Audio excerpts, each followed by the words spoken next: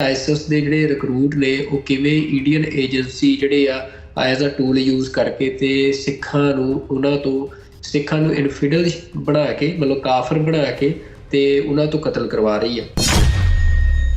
ਤੋਂ ਨਹੀਂ, ਜੇ 2020 ਤੋਂ ਇਹ ਕਤਲ ਸ਼ੁਰੂ ਹੋਏ ਆ, ਉਹ ਤੋਂ 2-3 ਸਾਲ ਪਹਿਲਾਂ ਤੋਂ ਜਿਹੜੇ ਇੰਡੀਆ ਦੇ ਅਫੀਸ਼ੀਅਲਸ ਨੇ ਉਹਨਾਂ ਨੇ UAE ਦੇ ਵਿੱਚ ਜਾ ਕੇ ਇਸ ਪਲਾਨ ਨੂੰ ਇੰਪਲੀਮੈਂਟ ਕਰਨਾ ਸ਼ੁਰੂ ਕੀਤਾ ਸੀ। ਉਹਦੇ 'ਚ ਉੱਥੇ ਜਿਹੜੇ ਬੰਦੇ ਕੰਮ ਕਰਨ ਗਏ ਆ ਪਾਕਿਸਤਾਨ ਤੋਂ, ਉਹਨਾਂ ਨੂੰ ਰਿਕਰੂਟ ਕਰਨਾ, ਉਹਨਾਂ ਨੂੰ ਟ੍ਰੇਨ ਕਰਨਾ ਤੇ ਫਿਰ ਉਹਨਾਂ ਨੂੰ ਫੰਡਿੰਗ ਪ੍ਰੋਵਾਈਡ ਕਰਵਾ ਕੇ ਤੇ ਪਾਕਿਸਤਾਨ ਭੇਜ ਕੇ ਤੇ ਜਿਹੜੇ ਟਾਰਗੇਟਸ ਨੇ ਉਹ ਸ਼ੂਟ ਕਰਾਉਣੇ। ਮੋਦੀ ਸਰਕਾਰ ਦੇ ਖਿਲਾਫ ਬੋਲਣ ਵਾਲੇ ਲੋਕ ਹੋਣ ਜਾਂ ਫਿਰ ਇੰਡੀਅਨ ਐਸਟੈਬਲਿਸ਼ਮੈਂਟ ਦਾ ਜਿਹੜਾ ਮਾਈਨੋਰਿਟੀਜ਼ ਦੇ ਉੱਤੇ ਜ਼ੁਲਮ ਰਿਹਾ ਆ ਉਹਦੇ ਖਿਲਾਫ ਬੋਲਣ ਵਾਲੇ ਲੋਕ ਹੋਣ, ਉਹ ਡਾਇਸਪੋਰਾ ਦੇ ਵਿੱਚ ਜਿੱਥੇ ਵੀ ਬੈਠੇ ਹੋਣ, ਉਹਨਾਂ ਨੂੰ ਮਤਲਬ ਚੁਣ ਕੇ ਮਾਰਨ ਦੀ ਜਿਹੜੀ ਨੀਤੀ ਆ ਇੰਡੀਅਨ ਸਟੇਟ ਨੇ ਅਡੋਪਟ ਕੀਤੀ ਆ। ਕੈਨੇਡਾ ਜਾਂ US ਦੇ ਵੱਲੋਂ ਜਦੋਂ ਕੋਈ ਭਾਰਤ ਦੇ ਉੱਤੇ ਇਹ ਗੱਲਾਂ ਕਹੀਆਂ ਗਈਆਂ, ਐਲੀਗੇਸ਼ਨਸ ਲਾਈਆਂ ਗਈਆਂ ਕੈਨੇਡਾ ਵੱਲੋਂ, ਤਾਂ ਇੰਡੀਆ ਨੇ ਕਹਿਤਾ ਜੀ ਸਾਡੀ ਪਾਲਿਸੀ ਦਾ ਹਿੱਸਾ ਨਹੀਂ ਕਿ ਅਸੀਂ ਕਿਸੇ ਹੋਰ ਦੇਸ਼ 'ਚ ਜਾ ਕੇ ਬੰਦਿਆਂ ਨੂੰ ਇਸ ਤਰ੍ਹਾਂ ਮਾਰੀਏ। ਇੰਡੀਆ ਜਿੱਥੇ ਡਿਨਾਈ ਕਰਦਾ ਵੀ ਕਿਸੇ ਹੋਰ ਮੁਲਕ ਦੇ ਵਿੱਚ ਜਾ ਕੇ ਅਸੀਂ ਬੰਦੇ ਨਹੀਂ ਮਾਰਦੇ, ਪਰ ਇੰਡੀਆ ਦਾ ਡਿਫੈਂਸ ਮਿਨਿਸਟਰ ਕਹਿ ਰਿਹਾ ਵੀ ਨਹੀਂ, ਅਸੀਂ ਬੰਦੇ ਮਾਰ ਸਕਦੇ ਆ ਹੋਰ ਮੁਲਕ 'ਚ ਜਾ ਕੇ ਵੀ, ਜਿਹੜਾ ਸਾਨੂੰ ਆਪਣੇ ਮੁਲਕ ਦੇ ਲਈ ਖਤਰਾ ਲੱਗਣਗੇ। ਨਰਿੰਦਰ ਮੋਦੀ ਆਪ ਇੰਡੀਆ ਦਾ ਪ੍ਰਾਈਮ ਮਿਨਿਸਟਰ ਜਿਹੜਾ ਆ ਉਹ ਇੱਕ ਪੋਲੀਟੀਕਲ ਰੈਲੀ ਦੇ ਵਿੱਚ, ਇਲੈਕਸ਼ਨ ਕੈਂਪੇਨ ਦੀ ਰੈਲੀ ਦੇ ਵਿੱਚ ਇਹ ਗੱਲ ਕਹਿ ਰਿਹਾ ਵੀ ਜਿਹੜਾ ਹੁਣ ਦਾ ਭਾਰਤ ਆ ਉਹ ਹੋਰ ਦੇਸ਼ਾਂ ਦੇ ਵਿੱਚ ਜਾ ਕੇ ਬੰਦੇ ਮਾਰਦਾ। ਕੇਰਲਾ ਤੋਂ ਕੁਛ ਜਿਹੜੇ ਬੰਦੇ ਆ ਉਹ IS ਨੂੰ ਜੁਆਇਨ ਕਰਨ ਅਫਗਾਨਿਸਤਾਨ 'ਚ ਗਏ ਤੇ ਉਹ ਫਿਰ ਵਾਪਸ ਆਏ ਇੰਡੀਆ, ਤੇ ਵਾਪਸ ਆ ਕੇ ਉਹਨਾਂ ਨੇ 2019 ਦੇ ਵਿੱਚ ਸਰੈਂਡਰ ਕੀਤਾ ਤੇ ਸਰੈਂਡਰ ਕਰਕੇ ਉਹ ਤੋਂ ਬਾਅਦ ਉਹਨਾਂ ਨੂੰ ਯੂਜ਼ ਕੀਤਾ ਇੰਡੀਅਨ ਏਜੰਟਸ ਨੇ, ਜਿਹੜੇ ਇਹ ਨੈਟਵਰਕ ਹੈਗੇ ਆ ਇਹਨਾਂ ਤੱਕ ਆਊਟਰੀਚ ਕਰਨ ਦੇ ਲਈ ਜਾਂ ਉਹਨਾਂ ਦੇ ਵਿੱਚ ਘੁਸਪੈਠ ਕਰਨ ਦੇ ਲਈ। ਤਾਂ ਆਪਣੇ ਆਪ ਦੇ ਵਿੱਚ ਤੁਸੀਂ ਦੇਖੋ ਹੁਣ ਬੰਦੇ ਸੱਚੀ ਗਏ ਸੀ ਜਾਂ ਭੇਜੇ ਹੀ ਗਏ ਸੀ।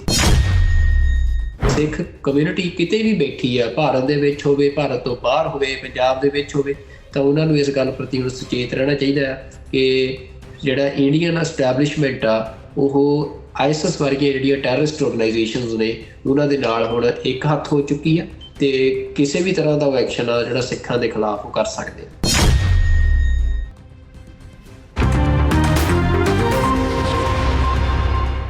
ਵਾਹਿਗੁਰੂ ਜੀ ਕਾ ਖਾਲਸਾ, ਵਾਹਿਗੁਰੂ ਜੀ ਕੀ ਫਤਿਹ। TV84 ਦੇ ਸਾਰੇ ਦਰਸ਼ਕ ਤੇ ਸਰੋਤੇ ਜਿਹੜੇ ਇਸ ਵਕਤ ਸਾਡੇ ਨਾਲ ਨਾਰਥ ਅਮਰੀਕਾ ਦੇ ਵਿੱਚੋਂ ਜੁੜੇ ਆ ਜਾਂ ਫਿਰ ਸੋਸ਼ਲ ਮੀਡੀਆ ਤੇ ਸਾਨੂੰ ਦੁਨੀਆ ਭਰ ਦੇ ਵਿੱਚ ਦੇਖ ਰਹੇ ਆ, ਮੈਂ ਅਮਰਵੀਰ ਸਿੰਘ ਆਪ ਸਭ ਦਾ ਤਹਿ ਦਿਲੋਂ ਸਵਾਗਤ ਕਰਦਾ। ਵੀਰਜ਼, ਅੱਜ ਅਸੀਂ 8 ਅਪ੍ਰੈਲ 2024 26 ਚੇਤ ਨਾਨਕਸ਼ਾਹੀ ਸੰਮਤ 556 ਦੇ ਦਿਨ ਵਿਚਾਰ ਚਰਚਾ ਕਰਨ ਜਾ ਰਹੇ ਹਾਂ ਤੇ ਅੱਜ ਜਿਹੜਾ ਆ ਇਹ ਇਸ ਹਫ਼ਤੇ ਦਾ ਪਹਿਲਾ ਪ੍ਰੋਗਰਾਮ ਹੈ। ਸੱਚ ਪ੍ਰੋਗਰਾਮ ਦੇ ਵਿੱਚ ਆਪ ਸਭ ਦਾ ਤਹਿ ਦਿਲੋਂ ਸਵਾਗਤ ਕਰਦੇ ਹਾਂ। ਵੀਅਰਸ, ਨਾਲ ਹੀ ਅਸੀਂ ਥੋੜਾ ਜਿਹਾ ਉਹ ਮੈਂਸ਼ਨ ਕਰ ਦਈਏ ਵੀ ਡਾਕਟਰ ਅਮਰਜੀਤ ਸਿੰਘ ਹੋਰਾਂ ਦੀ ਤੇ ਨੀਲਮ ਕੌਰ ਦੀ ਥਾਂ ਤੇ ਮੈਂ ਤੇ ਸੁਖਵਿੰਦਰ ਸਿੰਘ ਅੱਜ ਇਹ ਪ੍ਰੋਗਰਾਮ ਕੰਡਕਟ ਕਰ ਰਹੇ ਹਾਂ। ਸੁਖਵਿੰਦਰ ਸਿੰਘ ਸਾਡੇ ਨਾਲ ਟੋਰਾਂਟੋ ਤੋਂ ਸਾਡੇ TV84 ਦੇ ਕੋਰਸਪੋਂਡੈਂਟ ਇਸ ਵਕਤ ਜੁੜੇ ਹੋਏ ਆ। ਆਓ ਵਿਚਾਰ ਚਰਚਾ ਦੀ ਸ਼ੁਰੂਆਤ ਕਰਦੇ ਹਾਂ। ਸੁਖਵਿੰਦਰ ਸਿੰਘ ਜੀ, ਸਵਾਗਤ ਹੈ ਜੀ। ਵਾਹਿਗੁਰੂ ਜੀ ਕਾ ਖਾਲਸਾ, ਵਾਹਿਗੁਰੂ ਜੀ ਕੀ ਫਤਿਹ ਜੀ। ਵਾਹਿਗੁਰੂ ਜੀ ਕਾ ਖਾਲਸਾ, ਵਾਹਿਗੁਰੂ ਜੀ ਕੀ ਫਤਿਹ ਜੀ। ਸੁਖਵਿੰਦਰ ਸਿੰਘ ਜੀ, ਸ਼ੁਰੂਆਤ ਕਰਦੇ ਹਾਂ ਜਿੱਥੇ ਵੀਕਐਂਡ ਤੋਂ ਬਾਅਦ ਇਹ ਸਾਡਾ ਅੱਜ ਦਾ ਪਹਿਲਾ ਪ੍ਰੋਗਰਾਮ ਹੈਗਾ ਇਸ ਹਫ਼ਤੇ ਦਾ, ਤੇ ਵੀਕਐਂਡ ਤੇ ਬੀਤੇ ਜਿਹੜੇ ਪਿਛਲੇ ਹਫ਼ਤੇ ਦੇ ਵੀ ਅਖੀਰਲੇ 2 ਦਿਨ ਸੀਗੇ, ਥਰਸਡੇ ਤੇ ਫਰਾਈਡੇ ਵਾਲੇ ਦਿਨ ਪ੍ਰੋਗਰਾਮ ਸੱਚੋ ਸੱਚ ਨਹੀਂ ਸੀ ਹੋ ਸਕਿਆ। ਸੋ ਅੱਜ ਅਸੀਂ ਡਾਕਟਰ ਅਮਰਜੀਤ ਸਿੰਘ ਹੋਰਾਂ ਦੀ ਗੈਰ ਹਾਜ਼ਰੀ ਦੇ ਵਿੱਚ ਵਿਚਾਰ ਚਰਚਾ ਕਰਨ ਜਾ ਰਹੇ ਹਾਂ। ਮੇਜਰ ਡਿਵੈਲਪਮੈਂਟ ਜਿਹੜੀ ਇਸ ਵੀਕਐਂਡ ਦੇ ਉੱਤੇ ਹੋਈ ਹੈ, ਲੰਘੇ ਸ਼ੁੱਕਰਵਾਰ ਜਿਹੜੀ ਪਹਿਲੇ ਸੈਗਮੈਂਟ ਦੇ ਵਿੱਚ ਅਸੀਂ ਵਿਚਾਰ ਚਰਚਾ ਕਰਨ ਜਾ ਰਹੇ ਹਾਂ, ਜਿਹੜੀ ਦ ਗਾਰਡੀਅਨ ਦੀ ਸਟੋਰੀ ਸੀ, ਜਦੋਂ ਉਸ ਦੇ ਵਿੱਚ ਇਹ ਗੱਲ ਕਹੀ ਗਈ ਹੈ ਜਾਂ ਜੱਗ ਜ਼ਾਹਰ ਹੋਈ ਹੈ, ਉਹਨਾਂ ਦੀ ਜਿਹੜੀ ਰਿਪੋਰਟ ਹੈ ਕਿ ਭਾਰਤ ਵੱਲੋਂ ਜਿਹੜੀ ਟਾਰਗੇਟਡ ਕਿਲਿੰਗ ਹੈ ਇਹ ਕੀਤੀ ਗਈ ਹੈ ਪਾਕਿਸਤਾਨ ਦੇ ਵਿੱਚ। ਸੋ ਪਾਕਿਸਤਾਨ ਸਪੈਸੀਫਿਕ ਹੈਗੀ ਹੈ ਉਹ ਸਟੋਰੀ। ਉਹਨਾਂ ਨੇ 20 ਦੇ ਕਰੀਬ ਜਿਹੜੇ ਆ ਐਕਟਿਵਿਸਟ, ਉਹਨਾਂ ਦੇ ਵਿੱਚ ਮੁਸਲਮਾਨ ਐਕਟਿਵਿਸਟ, ਕਸ਼ਮੀਰੀ ਐਕਟਿਵਿਸਟ, ਤੇ ਉਹ ਡੀਟੇਲਡ ਸਟੋਰੀ ਹੈ ਜਿਹਦਾ ਆਧਾਰ ਗਾਰਡੀਅਨ ਦੀ ਸਟੋਰੀ ਨੇ ਬਣਾਇਆ ਕਿ ਉਹਨਾਂ ਨੇ ਜਿਹੜੇ ਪਾਕਿਸਤਾਨੀ ਅਫੀਸ਼ੀਅਲਸ ਹੈਗੇ ਆ, ਇੰਟੈਲੀਜੈਂਸ ਅਫੀਸ਼ੀਅਲ, ਉਹਨਾਂ ਵੱਲੋਂ ਉਹਨਾਂ ਨੂੰ ਜਾਣਕਾਰੀ ਮਿਲੀ ਹੈ। 2 ਅਫੀਸ਼ੀਅਲਸ ਦੇ ਨਾਲ ਉਹਨਾਂ ਨੇ ਗੱਲ ਕੀਤੀ ਹੈ ਤੇ ਫਿਰ ਉਹ ਤੋਂ ਬਾਅਦ ਉਹਨਾਂ ਨੇ ਭਾਰਤ ਦੇ ਅਫੀਸ਼ੀਅਲਸ, ਇੰਟੈਲੀਜੈਂਸ ਅਫੀਸ਼ੀਅਲਸ ਦੇ ਨਾਲ ਵੀ ਗੱਲਬਾਤ ਕੀਤੀ ਹੈ ਤੇ ਉਸ ਸਾਰੇ ਦੇ ਆਧਾਰ ਦੇ ਉੱਤੇ ਇਹ ਜਿਹੜੀ ਰਿਪੋਰਟ ਹੈ ਉਹ ਉਹਨਾਂ ਨੇ ਪਬਲਿਸ਼ ਕੀਤੀ ਹੈ। ਇਹਦੇ ਵਿੱਚ ਕਾਫੀ ਜਿਹੜੀ ਡੀਟੇਲਡ ਰਿਪੋਰਟ ਹੈ ਤੇ ਇਹਦੇ ਕਈ ਆਸਪੈਕਟ ਹੈਗੇ ਨੇ। ਮੈਂ ਚਾਹੂੰਗਾ ਥੋੜਾ ਜਿਹਾ ਅਸੀਂ ਇੱਕ ਇੱਕ ਕਰਕੇ ਉਹਦੇ ਤੇ ਵਿਚਾਰ ਚਰਚਾ ਕਰੀਏ। ਪਹਿਲਾਂ ਤੇ ਮਤਲਬ ਜਦੋਂ ਅਸੀਂ ਓਵਰਆਲ ਥੋੜਾ ਜਿਹਾ ਡਿਸਕਸ ਕਰ ਲਈਏ, ਥੋੜਾ ਜਿਹਾ ਮੈਂ ਜਾਣਕਾਰੀ ਚਾਹੂੰਗਾ ਕਿ ਸਾਡੇ ਦਰਸ਼ਕਾਂ ਦੇ ਨਾਲ ਅਸੀਂ ਸਾਂਝਾ ਕਰੀਏ ਕਿ ਇਹ ਜਿਹੜੀ ਗਾਰਡੀਅਨ ਦੀ ਰਿਪੋਰਟ ਹੈ, ਜਿੱਥੇ ਇਸ ਨੇ ਇਹ ਗੱਲ ਸਿੱਧ ਕੀਤੀ ਹੈ ਕਿ ਭਾਰਤ ਦੀ ਜਿਹੜੀ ਇੰਟੈਲੀਜੈਂਸ ਏਜੰਸੀ ਹੈਗੀ ਹੈ, research and analysis wing, raw ਜਿਹਨੂੰ ਕਿਹਾ ਜਾਂਦਾ ਆ, ਉਹਦੇ ਆਫੀਸ਼ੀਅਲਸ ਸਿੱਧੇ ਤੌਰ ਤੇ ਇਨਵੋਲਵ ਨੇ ਟਾਰਗੇਟਡ ਕਿਲਿੰਗ ਦੀ ਸਾਰੀ ਸਪਰੀ ਦੇ ਵਿੱਚ, ਜਿਹੜੀ ਭਾਰਤ ਵੱਲੋਂ ਪਿਛਲੇ ਸਾਲਾਂ ਦੇ ਵਿੱਚ ਵਿੱਢੀ ਗਈ ਹੈ। ਤੇ ਉਹ 2023 ਦੇ ਵਿੱਚ ਹੋਰ ਵੀ ਵੱਡੇ ਪੈਮਾਨੇ ਦੇ ਉੱਤੇ ਉਸ ਨੂੰ ਲੈ ਕੇ ਗਏ ਤੇ ਵੱਡੀ ਤਾਦਾਦ ਦੇ ਵਿੱਚ ਜਿਹੜੀ ਟਾਰਗੇਟਡ ਕਿਲਿੰਗ ਹੈ ਇਹਦੀ ਲਾਈਨ ਭਾਰਤ ਨੇ ਹੋਰ ਅੱਗੇ ਤੋਰੀ ਸੀ। ਸੋ ਇਹਦੇ ਤੇ ਅਸੀਂ ਚਾਨਣਾ ਪਾਈਏ ਜੀ। ਬਿਲਕੁਲ ਅਮਰਵੀਰ ਸਿੰਘ ਜੀ, ਇਹ ਜਿਹੜੀ ਦਾ ਗਾਰਡੀਅਨ ਦੀ ਸਟੋਰੀ ਆ, ਮਤਲਬ ਇਹ ਬੜੀ ਬਰੀਫ ਸਟੋਰੀ ਆ, ਬੜੀ ਇਨਵੈਸਟੀਗੇਟਿਵ ਸਟੋਰੀ ਆ ਉਹਨਾਂ ਦੀ। ਤੇ ਜਿੰਨੀਆਂ ਉਹਨਾਂ ਨੇ ਡਿਟੇਲਸ ਇਸ ਸਟੋਰੀ ਦੇ ਵਿੱਚ ਦਿੱਤੀਆਂ ਨੇ, ਉਹ ਅਸੀਂ ਇਹ ਨਹੀਂ ਕਹਿ ਸਕਦੇ ਕਿ ਕਿਸੇ ਬੰਦੇ ਨੇ ਮਤਲਬ ਕੋਈ ਜਿਵੇਂ ਕੋਈ ਵੀ ਜਰਨਲਿਸਟ ਆ, ਉਹਨੇ ਕਿਸੇ ਸਟਰੋਂਗ ਡਾਕੂਮੈਂਟੇਸ਼ਨ ਨੂੰ ਦੇਖੇ ਤੋਂ ਬਿਨਾਂ ਉਹ ਡਿਟੇਲਸ ਜਿਹੜੀਆਂ ਨੇ ਉਹ ਸਟੋਰੀ ਦੇ ਵਿੱਚ ਦੇ ਦਿੱਤੀਆਂ। ਉਹ ਪ੍ਰੋਪਰ ਇਨਫੋਰਮੇਸ਼ਨ ਆ ਕਿ ਕਿਸ ਤਰੀਕੇ ਦੇ ਨਾਲ ਜਿਹੜਾ ਇੰਡੀਅਨ ਗਵਰਨਮੈਂਟ ਦਾ ਜਿਹੜੀ ਇਹਨਾਂ ਦਾ ਰਿਸਰਚ ਐਂਡ ਐਨਾਲਿਸਿਸ ਵਿੰਗ ਆ, ਉਹਦੇ ਵੱਲੋਂ ਇਹ ਪਲਾਨ ਕੀਤੀਆਂ ਗਈਆਂ ਅਸੈਸੀਨੇਸ਼ਨਸ, ਤੇ ਕਿੰਨੇ ਲੰਬੇ ਸਮੇਂ ਤੋਂ ਉਹਨਾਂ ਪਲੈਨਿੰਗਸ ਨੂੰ ਇੰਪਲੀਮੈਂਟ ਕਰਨ ਦੇ ਲਈ ਗਰਾਊਂਡ ਦੇ ਉੱਤੇ ਜਿਹੜੇ ਰੋ ਦੇ ਅਸੀਂ ਕਹਿ ਸਕਦੇ ਆਫੀਸ਼ੀਅਲਸ ਨੇ ਉਹ ਐਕਟਿਵ ਸੀ। ਤੇ ਕਿਵੇਂ ਉਹਨਾਂ ਨੇ ਜਿਹੜਾ UAE ਦੁਬਈ ਹੈ ਜਿਹੜਾ ਉਹਨੂੰ ਆਪਣਾ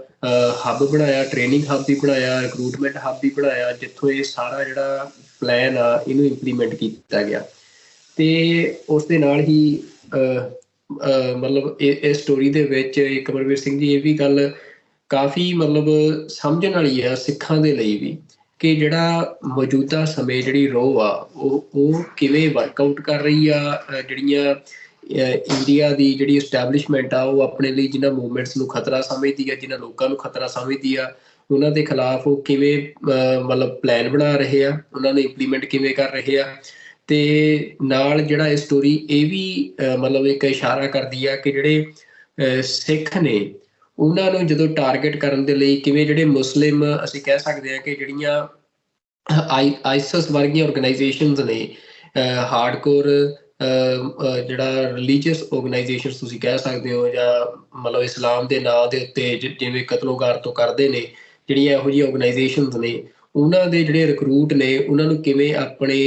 ਜਾਲ ਦੇ ਵਿੱਚ ਫਸਾ ਕੇ ਤੇ ਸਿੱਖਾਂ ਨੂੰ ਜਿਹੜੀ ਇਸਲਾਮ ਦੇ ਕੁਝ ਫੰਡਾਮੈਂਟਲਿਸਟ ਪ੍ਰੀਚਰ ਜਿਹੜੀ ਉਹ ਗੱਲ ਕਰਦੇ ਆ, ਜਿਹੜੀ ਗੱਲ ਅਸੀਂ ਦੇਖ ਸਕਦੇ ਹਾਂ ਕਿ ਮੁਗਲ ਅੰਪਾਇਰ ਦੇ ਸਮੇਂ ਤੋਂ ਇੱਕ ਨੈਰੇਟਿਵ ਜਿਹੜਾ ਐਸਟੈਬਲਿਸ਼ ਹੋਇਆ ਵੀ ਇਸਲਾਮ ਦੇ ਵਿਰੋਧੀ ਜਿਹੜੇ ਲੋਕ ਆ ਉਹ ਕਾਫਰ ਨੇ, ਤੇ ਸਿੱਖਾਂ ਨੂੰ ਕਾਫਰ ਪੇਸ਼ ਕਰਕੇ ਤੇ ਉਹਨਾਂ ਆਈਸਿਸ ਦੇ ਰਿਕਰੂਟਸ ਦੇ ਕੋਲ ਉਹਨਾਂ ਨੂੰ ਪੈਸੇ ਦੇ ਕੇ ਉਹਨਾਂ ਨੂੰ ਫੈਸਿਲਿਟੇਟ ਕਰਕੇ ਤੇ ਉਹਨਾਂ ਦੇ ਕੋਲੋਂ ਸਿੱਖਾਂ ਦਾ ਕਤਲੇਆਮ ਕਰਵਾਇਆ ਜਾ ਰਿਹਾ। ਤੇ ਜਿਹੜੀ ਇਹ ਸਟੋਰੀ ਆ ਉਹਦੇ ਵਿੱਚ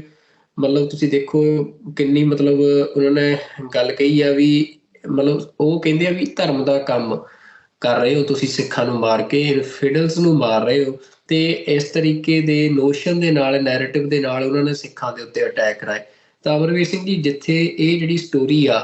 ਇਹ ਦੱਸ ਰਹੀ ਆ ਕਿ ਜਿਹੜਾ ਰਾਹ ਦਾ ਮੋਡਸ ਆਪਰੈਂਡਾਈ ਆ, ਜਿਹੜਾ ਕਸ਼ਮੀਰੀ ਜਿਹੜੇ ਮਿਲੀਟੈਂਟਸ ਨੇ ਉਹਨਾਂ ਦੇ ਖਿਲਾਫ, ਸਿੱਖ ਜਿਹੜੇ ਜੁਝਾਰੂ ਨੇ ਉਹਨਾਂ ਦੇ ਖਿਲਾਫ, ਤੇ ਉਹਦੇ ਨਾਲ ਇੱਕ ਇਹ ਵੀ ਨਕਸ਼ ਇਹਦੇ ਚ ਸਟੋਰੀ ਚ ਉੱਭਰ ਰਿਹਾ ਵੀ ਜੋ ਅਸੀਂ ਦੇਖਿਆ ਵੀ ਅਫਗਾਨਿਸਤਾਨ ਦੇ ਵਿੱਚ ਜਿਵੇਂ ਆਈਸਿਸ ਦੇ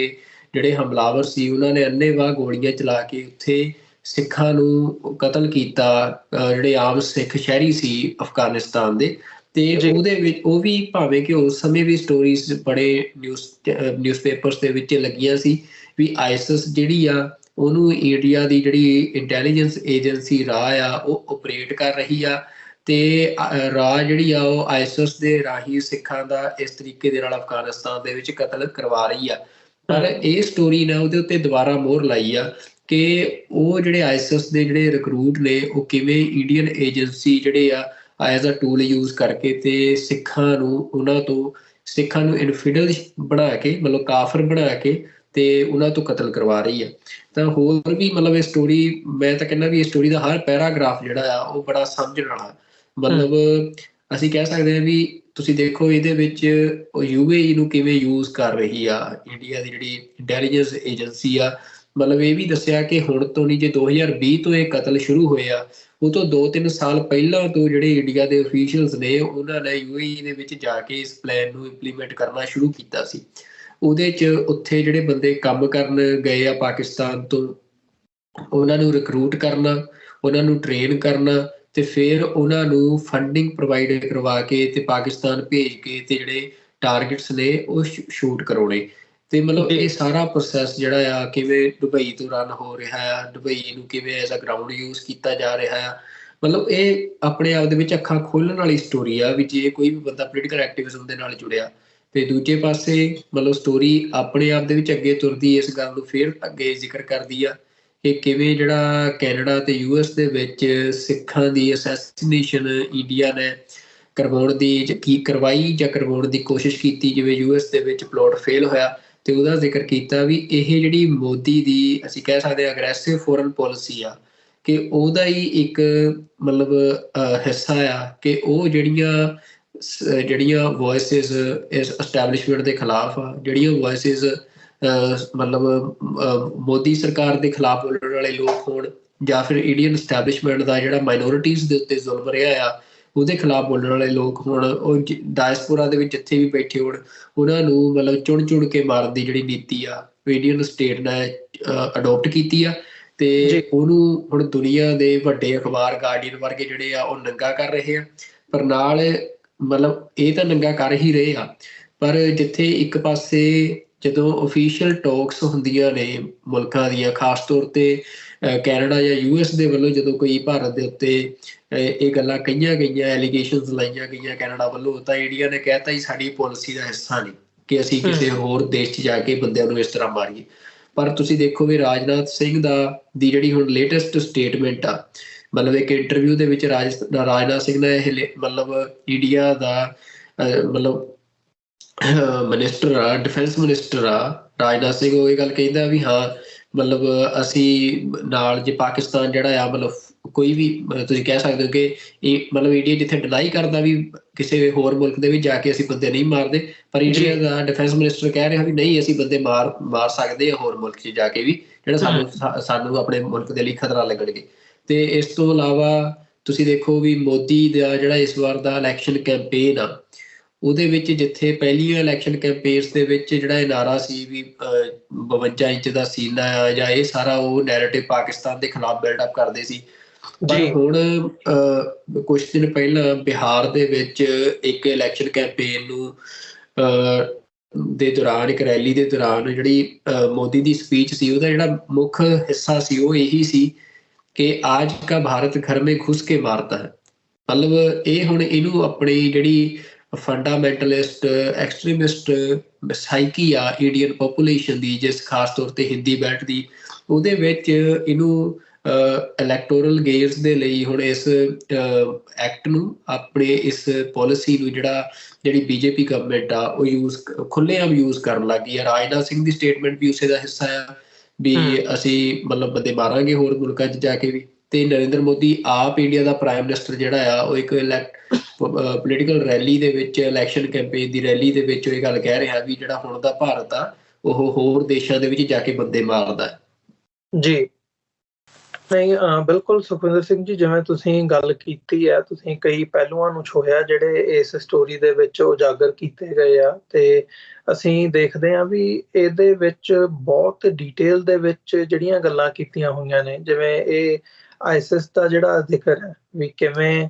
ISIS ਦੇ ਵਿੱਚ ਰਿਕਰੂਟ ਕੀਤੇ ਬੰਦਿਆਂ ਤੱਕ ਜਿਹੜੇ ਕੇਰਲਾ ਦੇ ਵਿੱਚ ਉਹਨਾਂ ਰਾਹੀਂ ਪਹੁੰਚ ਕੀਤੀ ਗਈ, ਕਿਵੇਂ ਫਿਰ ਉਹਨਾਂ ਨੂੰ ਇਹ ਯਕੀਨ ਦਿਵਾਇਆ ਗਿਆ ਵੀ ਭਾਈ ਤੁਸੀਂ ਜਿਹੜੀ ਇਹ ਟਾਰਗੇਟਡ ਕਿਲਿੰਗ ਕਰ ਰਹੇ ਹੋ ਇਹ ਕਿਵੇਂ ਤੁਹਾਡੇ ਲਈ ਸਬੱਬ ਦਾ ਕੰਮ ਹੈ, ਪੁੰਨ ਦਾ ਕੰਮ ਹੈ। ਤੇ ਇਹ ਇਸ ਲੈਵਲ ਦਾ ਆਪਰੇਸ਼ਨ ਜਦੋਂ ਹੁੰਦਾ ਹੈ, ਇਹਦੇ ਵਿੱਚ ਜਿਸ ਕਿਸਮ ਦੀ ਮਨੀ ਇਨਵੋਲਵਡ ਹੈ, ਕਰੋੜਾਂ ਰੁਪਏ ਉਹਨਾਂ ਨੂੰ ਦੇਣੇ ਕੀਤੇ ਗਏ। ਫਿਰ ਜਿਹੜੀ ਦੁਬਈ ਦਾ ਜ਼ਿਕਰ ਹੈ, UAE ਦਾ, ਉੱਥੇ ਜਿਸ ਕਿਸਮ ਦੀ ਜਿਹੜੀ ਹੈ ਠਾਹਰ ਬਣਾ ਕੇ ਜਿਵੇਂ ਟਰੈਵਲਿੰਗ ਹੁੰਦੀ ਹੈ, ਲੋਕਾਂ ਦਾ ਆਉਣਾ ਜਾਣਾ, ਮਤਲਬ ਦੁਬਈ ਉਸ ਕਿਸਮ ਦੀ ਥਾਂ ਜਿੱਥੇ ਬੜਾ ਈਜ਼ੀ ਟਰੈਵਲ ਹੁੰਦਾ। ਭਾਰਤ ਦੇ ਵਿੱਚੋਂ ਹੋਵੇ, ਪਾਕਿਸਤਾਨ ਦੇ ਵਿੱਚੋਂ ਹੋਵੇ, ਅਫਗਾਨਿਸਤਾਨ ਦੇ ਵਿੱਚੋਂ ਹੋਵੇ, ਓਵਰਆਲ ਜਦੋਂ ਅਸੀਂ ਦੇਖਦੇ ਹਾਂ, ਇਹ ਇਸ ਕਿਸਮ ਦੇ ਜਿਹੜੇ ਆਪਰੇਸ਼ਨ ਨੇ, ਮਤਲਬ ਇਹ ਜਿਹੜੀ ਬਲੂਮਬਰਗ ਦੇ ਵਿੱਚ ਪਿਛਲੇ ਦਿਨਾਂ ਦੇ ਵਿੱਚ ਗੱਲ ਸਾਹਮਣੇ ਆਈ ਵੀ ਹੈ ਵੀ ਭਾਰਤ ਨੇ ਅੰਦਰ ਖਾਤੇ ਇਹ ਗੱਲ ਮੰਨੀ ਹੈ, ਕਹੀ ਹੈ ਕਿ ਇਹ ਇੱਕ ਰੋਗ ਐਲੀਮੈਂਟ ਦਾ ਕੰਮ ਸੀ। ਇਹ ਕੋਈ ਰੋਗ ਐਲੀਮੈਂਟ ਦਾ ਕੰਮ ਨਹੀਂ ਜਾਪਦਾ ਹੈਗਾ, ਜਾਂ ਨਹੀਂ ਇਹ ਗੱਲ ਮਨ ਨੂੰ ਨਹੀਂ ਲੱਗਦੀ ਹੈਗੀ। ਇਸ ਕਿਸਮ ਦੀ ਫੰਡਿੰਗ, ਇਸ ਕਿਸਮ ਦਾ ਆਪਰੇਸ਼ਨ, ਇਹ ਜਿਹੜਾ ਸਾਰਾ ਪਾਰਟ ਹੈ, ਇਹ ਜਿਹੜਾ ਇਸ ਸਟੋਰੀ ਦੇ ਵਿੱਚ ਦ ਗਾਰਡੀਅਨ ਦੀ ਰਿਪੋਰਟ ਦੇ ਵਿੱਚ ਵੀ ਇਹ ਗੱਲ ਕਹੀ ਜਾਂਦੀ ਹੈ ਵੀ ਇਹਦੇ ਜਿਹੜੇ ਤਾਰ ਨੇ ਉਹ ਸਿੱਧੇ ਜਿਹੜੇ ਪ੍ਰਾਈਮ ਮਿਨਿਸਟਰਸ ਆਫਿਸ ਤੱਕ ਜਾ ਕੇ ਜੁੜਦੇ ਆ। ਤੇ ਜਦੋਂ ਅਸੀਂ ਹੋਰ ਆਪਰੇਟਿਵਸ ਦੀ ਜਾਂ ਜਿਹੜੇ ਇੰਟੈਲੀਜੈਂਸ ਆਫਿਸਰਸ ਹੈਗੇ ਆ ਜਿਨ੍ਹਾਂ ਨੇ ਪਿਛਲੇ ਸਮੇਂ ਦੇ ਵਿੱਚ ਰॉ ਨਾਲ ਜਾਂ ਇੰਡੀਅਨ ਇੰਟੈਲੀਜੈਂਸ ਦੇ ਨਾਲ ਕੰਮ ਕੀਤਾ, ਉਹਨਾਂ ਦਾ ਵੀ ਅਸੀਂ ਇੰਟਰਵਿਊਜ਼ ਜਾਂ ਉਹ ਦੇਖਦੇ ਆ ਤੇ ਉਹ ਵੀ ਇਹ ਗੱਲ ਮੰਨਦੇ ਆ ਵੀ ਭਾਈ ਇਹ ਸਿੱਧੀ ਰॉ ਦੇ ਹੈੱਡ ਤੱਕ ਗੱਲ ਜਾਂਦੀ ਹੈ। ਤੇ ਜਦੋਂ ਕੋਈ ਰॉ ਦਾ ਹੈੱਡ ਇਸ ਕਿਸਮ ਦੀ ਸੈਂਕਸ਼ਨ ਕਰਦਾ ਗੱਲ ਨੂੰ, ਤੇ ਉਹ ਪ੍ਰਾਈਮ ਮਿਨਿਸਟਰ ਦੇ ਆਫਿਸ ਤੇ ਪ੍ਰਾਈਮ ਮਿਨਿਸਟਰ ਤੱਕ ਜਿਹੜੀ ਪਹੁੰਚ ਕੀਤੇ ਬਿਨਾਂ ਇਹ ਗੱਲ ਨਹੀਂ ਸੰਭਵ ਹੁੰਦੀ ਹੈਗੀ। ਸੋ ਇੱਕ ਪਹਿਲੂ ਨਹੀਂ ਹੈਗਾ, ਇਹਦੇ ਕਈ ਪਹਿਲੂ ਨੇ ਜਿਹੜੇ ਡੀਟੇਲ ਦੇ ਵਿੱਚ ਜਿਹੜੀ ਸਾਡੀ ਜਾਣਕਾਰੀ ਹੈਗੀ ਆ ਉਹ ਮੰਗਦੇ ਆ। ਅਸੀਂ ਥੋੜਾ ਜਿਹਾ ਫੋਕਸ ਜਿਹੜਾ ਆ ਇਹਦੀ ਫੰਡਿੰਗ ਤੇ ਜਿਹੜਾ ਆਈਐਸਐਸ ਦਾ ਪਾਰਟ ਹੈ ਉਹਦੇ ਉੱਤੇ ਕਰੀਏ, ਕਿਉਂਕਿ ਇਹ ਬੜਾ ਹੀ ਇੱਕ ਖਤਰਨਾਕ ਮੂਵ ਹੈ ਘੱਟ ਗਿਣਤੀਆਂ ਦੇ ਲਈ, ਮਾਈਨੋਰਿਟੀਜ਼ ਦੇ ਲਈ, ਕਿਉਂਕਿ ਜਿਹੜੀ ਇੱਕ ਰਿਲੀਜੀਅਸ ਤੌਰ ਦੇ ਉੱਤੇ ਇਸਲਾਮ ਦੇ ਵਿੱਚ ਕੋਈ ਗੱਲ ਮੰਨੀ ਜਾਂਦੀ ਹੈ ਜਾਂ ਉਸ ਪੱਖ ਨੂੰ ਉਭਾਰਿਆ ਜਾਂਦਾ, ਜਿਸ ਕਿਸਮ ਦੀ ਰਿਕਰੂਟਮੈਂਟ ਆਈਐਸਐਸ ਜਾਂ ਅਸੀਂ ਦੇਖ ਰਹੇ ਹਾਂ ਉਸ ਕਿਸਮ ਦੀ ਹੁੰਦੀ ਹੈ, ਉਹਦੇ ਵਿੱਚ ਇਹ ਤਾਰ ਜੋੜ ਦੇਣਾ ਕਿ ਕਾਫਰ ਕਹਿ ਕੇ ਤੇ ਸਿੱਖਾਂ ਨੂੰ ਜਾਂ ਜਿਹੜੇ ਭਾਰਤ ਦੇ ਵਿਰੋਧ ਕਰਨ ਵਾਲੇ ਹੈਗੇ ਆ, ਕੋਈ ਵੀ ਗੱਲ ਹੱਕ ਸੱਚ ਦੀ ਆਵਾਜ਼ ਬੁਲੰਦ ਕਰਦਾ, ਉਹਨੂੰ ਤੁਸੀਂ ਇਹ ਕਹਿ ਕੇ ਉਹਨਾਂ ਦੇ ਟਾਰਗੇਟ ਥੱਲੇ ਲੈ ਕੇ ਆਓ ਤੇ ਉਹਨਾਂ ਨੂੰ ਤੁਸੀਂ ਵਰਤੋਂ। ਇਹ ਬਹੁਤ ਖਤਰਨਾਕ ਮੂਵ ਹੈ ਜਿਹਨੂੰ ਅਸੀਂ ਜੇ ਅੱਗੇ ਜਾ ਕੇ ਦੇਖਣਾ ਹੋਵੇ ਤੇ ਬੜੇ ਵੱਡੇ ਲੈਵਲ ਦੇ ਉੱਤੇ ਇਸ ਨੂੰ ਐਕਸਪਲੋਇਟ ਕੀਤਾ ਜਾ ਸਕਦਾ ਹੈ। ਤੇ ਨਾਲ ਹੀ ਨਾਲ ਜਿਹੜੀ ਅਦਰਵਾਈਜ਼ ਇੰਡੀਆ ਦਾ ਰਿਸਪੌਂਸ ਦੀ ਗੱਲ ਵੀ ਹੈਗੀ ਹੈ, ਉਹ ਵੀ ਜਾ ਕੇ ਕਿੱਥੇ ਖਲੋਂਦੀ ਹੈ। ਤੇ ਭਾਰਤ ਹੁਣ ਜਦੋਂ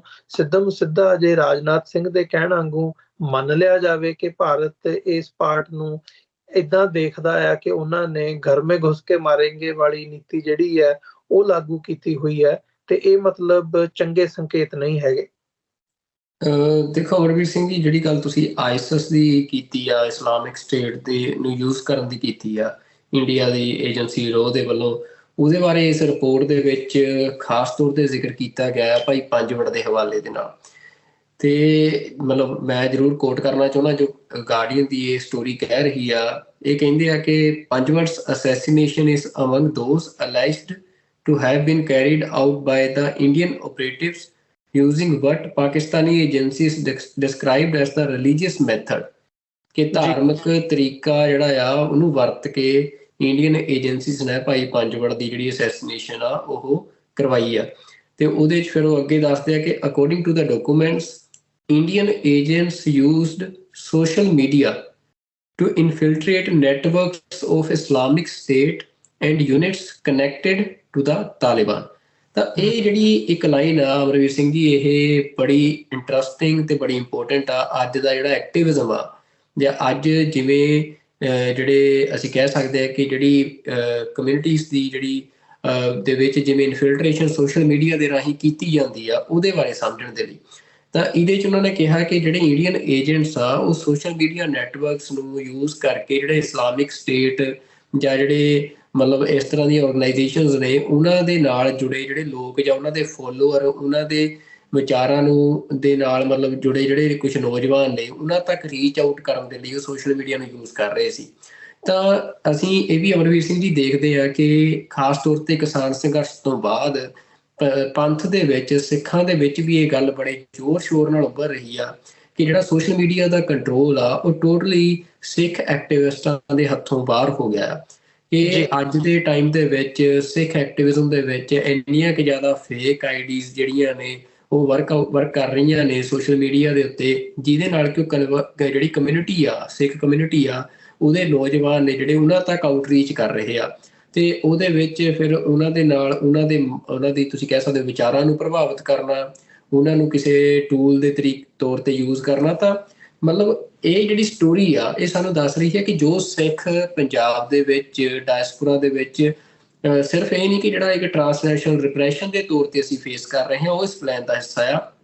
ਜਿਹੜੀਆਂ ਸੋਸ਼ਲ ਮੀਡੀਆ ਦੇ ਉੱਤੇ ਇਨਫਿਲਟ੍ਰੇਸ਼ਨ ਜਿਹੜੀ ਕਮਿਊਨਿਟੀ ਦੇ ਵਿਦਿਨ ਹੋ ਰਹੀ ਆ, ਮਤਲਬ ਉਹ ਵੀ ਇਸੇ ਪਲਾਨ ਦਾ ਹਿੱਸਾ ਆ। ਤੇ ਉਹ ਇਕੱਲੀ ਸਿੱਖਾਂ ਦੇ ਨਾਲ ਨਹੀਂ, ਮਤਲਬ ਉਹ ਕਿਉਂਕਿ ਮੋਡਸ ਆਪਰੈਂਡਾਈ ਸੇਮ ਆ। ਉਹਨਾਂ ਨੇ ਅੱਜ ਦੇ ਤੌਰ ਤਰੀਕਾ ਜਿਹੜਾ ਬਣ ਗਿਆ ਦੁਨੀਆ ਦੇ ਵਿੱਚ, ਅੱਜ ਟੂਲਸ ਆ ਗਏ ਆ, ਉਹਨਾਂ ਦੇ ਲਈ ਉਹਨਾਂ ਨੇ ਜਿਹੜਾ ਇੱਕ ਤਰ੍ਹਾਂ ਦੇ ਨਾਲ ਅਸੀਂ ਕਹਿ ਸਕਦੇ ਤਰੀਕਾ ਅਪਣਾਇਆ, ਉਹ ਸਿੱਖਾਂ ਤੇ ਵੀ ਲਾਗੂ ਹੋ ਰਿਹਾ। ਤੇ ਉਹਨਾਂ ਨੇ ਆਈਸਿਸ ਦੇ ਵਿੱਚ ਵੀ ਜਿਵੇਂ ਯੂਜ਼ ਕੀਤਾ, ਉਹਦੀ ਇੱਕ ਉਦਾਹਰਨ ਸਾਡੇ ਸਾਹਮਣੇ ਆ।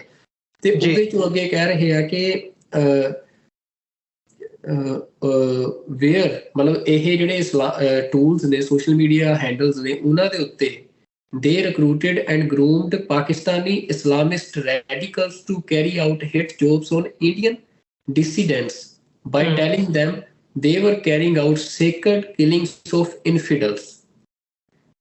ਮਤਲਬ ਇਹ ਉੱਥੇ ਉਹਨਾਂ ਨੂੰ ਇਸ ਤਰੀਕੇ ਦੇ ਨਾਲ ਪੇਸ਼ ਕੀਤਾ ਜਾਂਦਾ ਕਿ ਫੋਰ ਐਗਜ਼ਾਮਪਲ ਕਿ ਪਰਮਜੀਤ ਸਿੰਘ ਪੰਜਵਟ ਜਿਹੜਾ ਆ, ਦੇਖੋ ਇਹ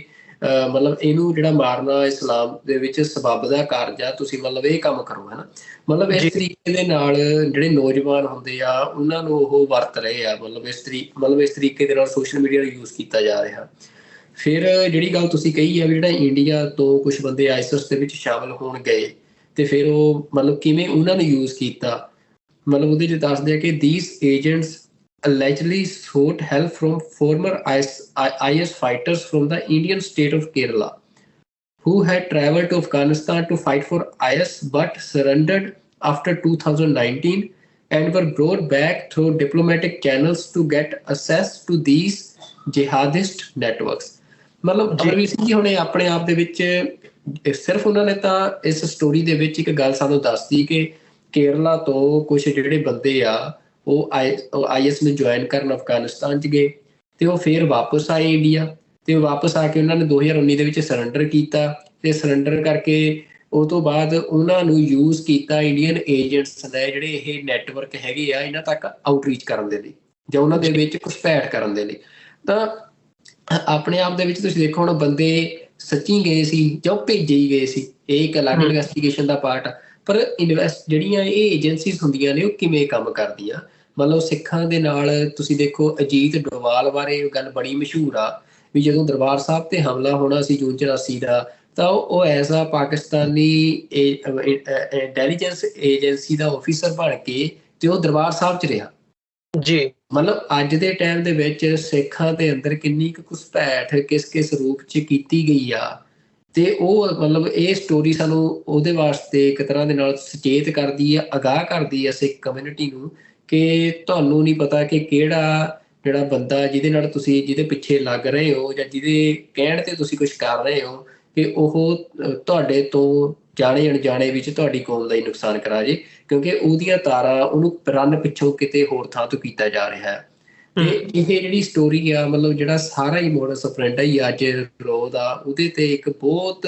ਅਸੀਂ ਕਹਿ ਸਕਦੇ ਕਿ ਇੰਪੋਰਟੈਂਟ ਇਨਸਾਈਟਸ ਦਿੰਦੀ ਆ। ਤੇ ਜਿਹਦੇ ਬਾਰੇ ਤੁਸੀਂ ਹੁਣ ਜਿਹੜੀ ਤੁਸੀਂ ਗੱਲ ਕਈ ਵੀ ਮਤਲਬ ਇੰਡੀਆ ਤਾਂ ਇਹ ਕਲੇਮ ਕਰਦਾ ਬਲੂਮਬਰਗ ਦੀ ਸਟੋਰੀ ਦੇ ਵਿੱਚ ਕਿ ਜਿਹੜੇ ਰੋਗ ਐਲੀਮੈਂਟਸ ਨੇ ਉਹਨਾਂ ਦਾ ਕੰਮ ਠੀਕ ਆ, ਅਸੀਂ ਮੰਨਦੇ ਆ ਵੀ ਗੁਰਪਤਵੰਤ ਸਿੰਘ ਪੰਨੂ ਨੂੰ ਜਾਂ ਕਿਸੇ ਵੀ ਸਿੱਖ ਨੂੰ ਜਿਹੜਾ ਆ ਮਾਰਨ ਦੀ ਕੋਸ਼ਿਸ਼ ਕੀਤੀ ਗਈ, ਪਰ ਇਹ ਰੋਗ ਐਲੀਮੈਂਟਸ ਦਾ ਕੰਮ ਆ ਵਿਦਿਨ ਦਾ ਇੰਡੀਅਨ ਐਡਮਿਨਿਸਟ੍ਰੇਟਿਵ ਸਟਰਕਚਰ, ਹੈ ਨਾ। ਤੇ ਉਹਦੀ ਅਸੀਂ ਇਨਵੈਸਟੀਗੇਸ਼ਨ ਕਰ ਰਹੇ ਹਾਂ, ਬਲਕਿ ਇੱਥੋਂ ਤੱਕ ਵੀ ਐਸ ਜੈਸ਼ੰਕਰ ਨੇ ਕਹਿ ਦਿੱਤਾ ਵੀ ਇਹਦੀ ਇਨਵੈਸਟੀਗੇਸ਼ਨ ਕੱਲੀ US ਦੇ ਸਿਕਿਉਰਿਟੀ ਕੰਸਰਨਸ ਦੇ ਹਵਾਲੇ ਨਾਲ ਨਹੀਂ, ਬਲਕਿ ਇੰਡੀਆ ਦੇ ਆਪਣੇ ਸਿਕਿਉਰਿਟੀ ਕੰਸਰਨਸ ਦੇ ਹਵਾਲੇ ਨਾਲ ਵੀ ਜ਼ਰੂਰੀ ਹੈ, ਜਿਹਨੂੰ ਅਸੀਂ ਕਰ ਰਹੇ ਹਾਂ। ਪਰ ਰਿਐਲਿਟੀ ਕੀ ਆ ਤੁਸੀਂ ਦੇਖੋ, ਇਸੇ ਜਿਹੜੀ ਇਹ ਗਾਰਡੀਅਨ ਦੀ ਸਟੋਰੀ ਆ ਇਹਦੇ ਵਿੱਚ ਹੀ ਜਿਹੜਾ ਇੰਡੀਅਨ ਅਫੀਸ਼ੀਅਲਸ ਨੇ ਜਦੋਂ ਉਹ ਗੱਲਬਾਤ ਕਰ ਰਹੇ ਆ ਤਾਂ ਉਹ ਇੱਕ ਬੜੀ ਇੰਪੋਰਟੈਂਟ ਇਨਸਾਈਟ ਦਿੰਦੇ ਆ ਵੀ ਇਹ ਮਤਲਬ ਕਿੱਥੇ ਇਹ ਸਾਰੀ ਜਿਹੜੀ ਆ ਇਹਦੀ ਪਲੈਨਿੰਗ ਕਿੱਥੇ ਹੋਈ ਆ। ਮੈਂ ਸਿਰਫ ਤੁਹਾਡਾ 1 ਸੈਕਿੰਡ ਚਾਹੁੰਦਾ ਤਾਂ ਕਿ ਸਾਨੂੰ ਸਮਝ ਲੱਗੇ ਵੀ ਇੱਕ ਹਾਇਰ ਲੈਵਲ ਤੱਕ ਕਿੱਥੇ ਜਿਹੜੀਆਂ ਨੇ ਇਹ ਪਲੈਨਿੰਗਸ ਹੋਈਆਂ। ਇੱਕ ਤਾਂ ਇਹਦੇ ਚੋਂ ਗੱਲ ਕਹਿੰਦੇ ਆ ਵੀ ਟੂ ਕੰਡਕਟ ਸੱਚ ਆਪਰੇਸ਼ਨਸ, ਮਤਲਬ ਇਹੋ ਜਿਹੇ ਆਪਰੇਸ਼ਨ ਕਰਨ ਦੇ ਲਈ needed approval from the highest level of government. ਜੀ ਜਿਹੜਾ ਇੱਕ ਸਰਕਾਰ ਦਾ ਸਭ ਤੋਂ ਉਤਲਾ ਲੈਵਲ ਆ, ਉਹਦੀ ਪਰਮਿਸ਼ਨ ਤੋਂ ਬਿਨਾਂ ਤੁਸੀਂ ਇਹੋ ਜਿਹੇ ਆਪਰੇਸ਼ਨ ਕੋਈ ਇੱਕ ਬੰਦਾ ਨਹੀਂ ਕਰ ਸਕਦਾ। ਨਹੀਂ ਤੇ ਕਰ ਉਹ ਵੀ ਸਕਦਾ। ਜਿਹੜੇ ਆਪਰੇਸ਼ਨ ਆ ਇੰਨੇ ਕੋਆਰਡੀਨੇਟਡ ਅਟੈਕ ਹੋਣ ਤੋਂ ਇੱਕ ਬੰਦੇ ਦੇ ਉੱਤੇ ਆਪਰੇਸ਼ਨ ਕਰ ਸਕਦਾ, ਪਰ ਜਿਵੇਂ 20 ਕਿਲਿੰਗਸ ਪਾਕਿਸਤਾਨ ਦੇ ਵਿੱਚ ਰਿਪੋਰਟ ਹੋਈਆਂ ਨੇ, ਉਸ ਤੋਂ ਇਲਾਵਾ ਜੋ ਸਿੱਖਾਂ ਦੇ ਨਾਲ ਮਤਲਬ ਸਿੱਖ ਦਾ ਦਾਅਵਾ ਕਰਦੇ ਆ ਭਾਈ ਅਵਤਾਰ ਸਿੰਘ ਖੰਡੇ ਤੋਂ ਲੈ ਕੇ ਤੇ ਕੈਨੇਡਾ ਤੱਕ, ਕੈਨੇਡਾ, US, UK ਮਤਲਬ ਤਿੰਨੇ ਮੁਲਕਾਂ ਦੇ ਵਿੱਚ ਇਹ ਹੋਏ ਆ। ਤੇ ਇਹਦੀ ਫਿਰ ਤਾਰ ਜੁੜਦੀ ਆ। ਉਹ ਕਹਿੰਦੇ ਵੀ ਜਦੋਂ ਜਿਹੜਾ ਸਾਊਦੀਜ਼ ਨੇ, ਤੁਹਾਨੂੰ ਪਤਾ ਹੋਣਾ, ਉਸ ਜਰਨਲਿਸਟ ਦਾ ਕੀਤਾ ਸੀ, ਅਸੈਸੀਨੇਸ਼ਨ ਕੀਤੀ ਸੀ, ਤੇ ਉਹਦੇ ਵਿੱਚ ਮਤਲਬ ਉਹ ਹੁਣ ਬੰਦਾ ਹੈ ਜਿਹੜਾ ਮਤਲਬ ਜਰਨਲਿਸਟ ਨਾਲ ਗੱਲਬਾਤ ਕਰਦਾ ਕਹਿ ਰਿਹਾ, but the Saudis did was very effective. You not only get rid of your enemy but send a chilling message, a warning to the people working against you. Every intelligence agency has been doing this. Our country cannot be strong without exerting power over our enemies. ਮਤਲਬ India ਨੇ ਜਿਹੜੀ ਇਹ policy ਆ ਇਹ adopt ਕੀਤੀ ਇਸ ਗੱਲ ਵਾਸਤੇ ਕਿ ਅਸੀਂ ਦੁਨੀਆ ਦੇ ਵਿੱਚ, ਜਿਹੜੀ ਤੁਹਾਨੂੰ ਯਾਦ ਹੋਣਾ ਵੀ ਵਿਸ਼ਵ ਗੁਰੂ ਬਣਨ ਵਾਲੀ ਜਿਹੜੀ ਹੋੜ ਆ, ਮਤਲਬ ਜਿਹੜੀ ਉਹ ਦੁਨੀਆ ਨੂੰ ਆਪਣੀ ਤਾਕਤ ਦਿਖਾਉਣੀ ਆ, ਮਤਲਬ ਉਹਦੇ ਵਿੱਚ ਜਿਹੜੀ ਸਾਈਕੀ ਆ ਮੋਦੀ ਦੀ ਜਾਂ ਮੋਦੀ ਦੀ ਸਾਰੀ ਟੀਮ ਦੀ, ਉਹ ਸਾਈਕੀ ਇਹ ਪ੍ਰੋਬਲਮੈਟਿਕ ਆ। ਉਹ ਜਿਹੜੀਆਂ ਡੈਮੋਕ੍ਰੈਟਿਕ ਵੈਲਿਊਜ਼ ਨੇ, ਕਿਸੇ ਇੰਟਰਨੈਸ਼ਨਲ ਨੋਰਮਸ ਦੇ ਮੁਤਾਬਕ ਚੱਲਣ ਵਾਲੀ ਕੋਈ ਗਵਰਨਮੈਂਟ ਬੋਡੀ ਆ, ਉਹ ਉਹਨਾਂ ਦਾ ਕਰੈਕਟਰ ਹੀ ਨਹੀਂ ਹੈਗਾ। ਮਤਲਬ ਉਹਨਾਂ ਦੇ ਅੰਦਰ ਇਹ ਹੋੜ ਲੱਗੀ ਆ ਵੀ ਅਸੀਂ ਇੱਕ ਤਾਂ ਜਿਹੜਾ ਰਿਲੀਜੀਅਸ ਫੰਡਾਮੈਂਟਲਿਜ਼ਮ ਆ ਉਹਨੂੰ ਭੜਕਾਉਣਾ ਆਪਣੀ ਕੌਂਸਟੀਚੁਐਂਸੀ ਦੇ ਵਿੱਚ। ਜਿਵੇਂ ਇੰਡੀਅਨ ਪੋਪੂਲੇਸ਼ਨ ਜਿਹੜੀ ਆ, ਚਾਹੇ ਉਹ ਰਾਮ ਮੰਦਿਰ ਦਾ ਇਸ਼ੂ ਹੋਵੇ, ਚਾਹੇ ਉਹ CAA ਦਾ ਇਸ਼ੂ ਹੋਵੇ, ਉਹ ਪੋਲਰਾਈਜੇਸ਼ਨ ਦੀ ਪੋਲਿਟਿਕਸ ਤੇ ਆਪਣੀਆਂ ਵੋਟਾਂ ਪੱਕੀਆਂ ਕਰਨੀਆਂ। ਤੇ ਦੂਜਾ ਵੀ ਅਸੀਂ ਦੁਨੀਆ ਦੇ ਵਿੱਚ ਸਭ ਤੋਂ ਵੱਡੀ ਸੱਭਿਅਤਾ ਆ, ਸਭ ਤੋਂ ਪੁਰਾਣੀ ਸੱਭਿਅਤਾ ਆ, ਤੇ ਅਸੀਂ ਏਸ਼ੀਆ ਦੀ ਸਭ ਤੋਂ ਵੱਡੀ ਧਿਰ ਬਣਨਾ। ਤੇ ਜਿਹੜੀ ਇਹ ਸਾਰੀ ਸਾਈਕੀ ਆ ਉਹਦੇ ਵਿੱਚੋਂ ਹੀ ਇਹ ਸਾਰੇ ਐਕਸ਼ਨਸ ਨਿਕਲ ਰਹੇ ਆ। ਫਿਰ ਹੁਣ ਉਹਦੇ ਵਿੱਚ ਤੁਸੀਂ ਦੇਖ ਰਹੇ ਹੋ ਵੀ S ਜੈਸ਼ੰਕਰ ਜਿਹੜਾ ਆ, ਜਦੋਂ ਹੁਣ UN ਦੇ ਸੈਕਟਰੀ ਨੇ ਪਿਛਲੇ ਦਿਨੀ ਸਟੇਟਮੈਂਟ ਦਿੱਤੀ ਕਿ ਇੰਡੀਆ ਦੇ ਵਿੱਚ ਜਿਹੜੇ ਇਸ ਵਾਰ ਇਲੈਕਸ਼ਨ ਹੋਣ ਜਾ ਰਹੇ ਆ, ਉਹ ਫੇਅਰ ਤੇ ਮਤਲਬ ਸਹੀ ਇਲੈਕਸ਼ਨ ਹੋਣ, ਕਿ ਲੋਕ ਜਿਹੜੇ ਆ ਬਿਨਾਂ ਕਿਸੇ ਦਖਲ ਅੰਦਾਜ਼ੀ ਤੋਂ ਆਪਣੀ ਵੋਟ ਦੇ ਸਕਣ, ਕਿ ਇਹ ਜਿਹੜੇ ਆ ਇੰਸ਼ੋਰ ਕਰਨੇ ਚਾਹੀਦੇ ਆ। ਪਰ ਉਹਦੇ ਤੇ ਹੁਣ S ਜੈਸ਼ੰਕਰ ਦੀ ਜਿਹੜੀ ਸਟੇਟਮੈਂਟ ਆਈ ਆ, ਉਹ ਕਹਿੰਦਾ ਕਿ UN ਕੌਣ ਹੁੰਦੀ ਆ ਸਾਨੂੰ ਇਹ ਗੱਲ ਕਹਿਣ ਵਾਲੀ ਵੀ ਅਸੀਂ ਜਿਹੜੇ ਇਲੈਕਸ਼ਨਸ ਆ ਫੇਅਰ ਹੋਣੇ ਚਾਹੀਦੇ। ਮਤਲਬ ਇੰਨੀ ਐਰੋਗੈਂਸ ਤੁਸੀਂ ਦੇਖੋ, ਮਤਲਬ ਇੰਡੀਆ ਦੇ ਜਿਹੜੇ ਅਫੀਸ਼ੀਅਲਸ ਨੇ ਉਹਨਾਂ ਦੀ ਸਟੇਟਮੈਂਟਸ ਦੇ ਵਿੱਚ, ਮੋਦੀ ਦੀ ਟੀਮ ਦੇ ਵਿੱਚ, ਕਿ ਮਤਲਬ ਉਹ ਉਹਨਾਂ ਦੇ ਲਈ ਅਸੀਂ ਕਹਿ ਸਕਦੇ ਹਾਂ ਵੀ ਮਤਲਬ ਜਿਹੜੀ ਕੋਈ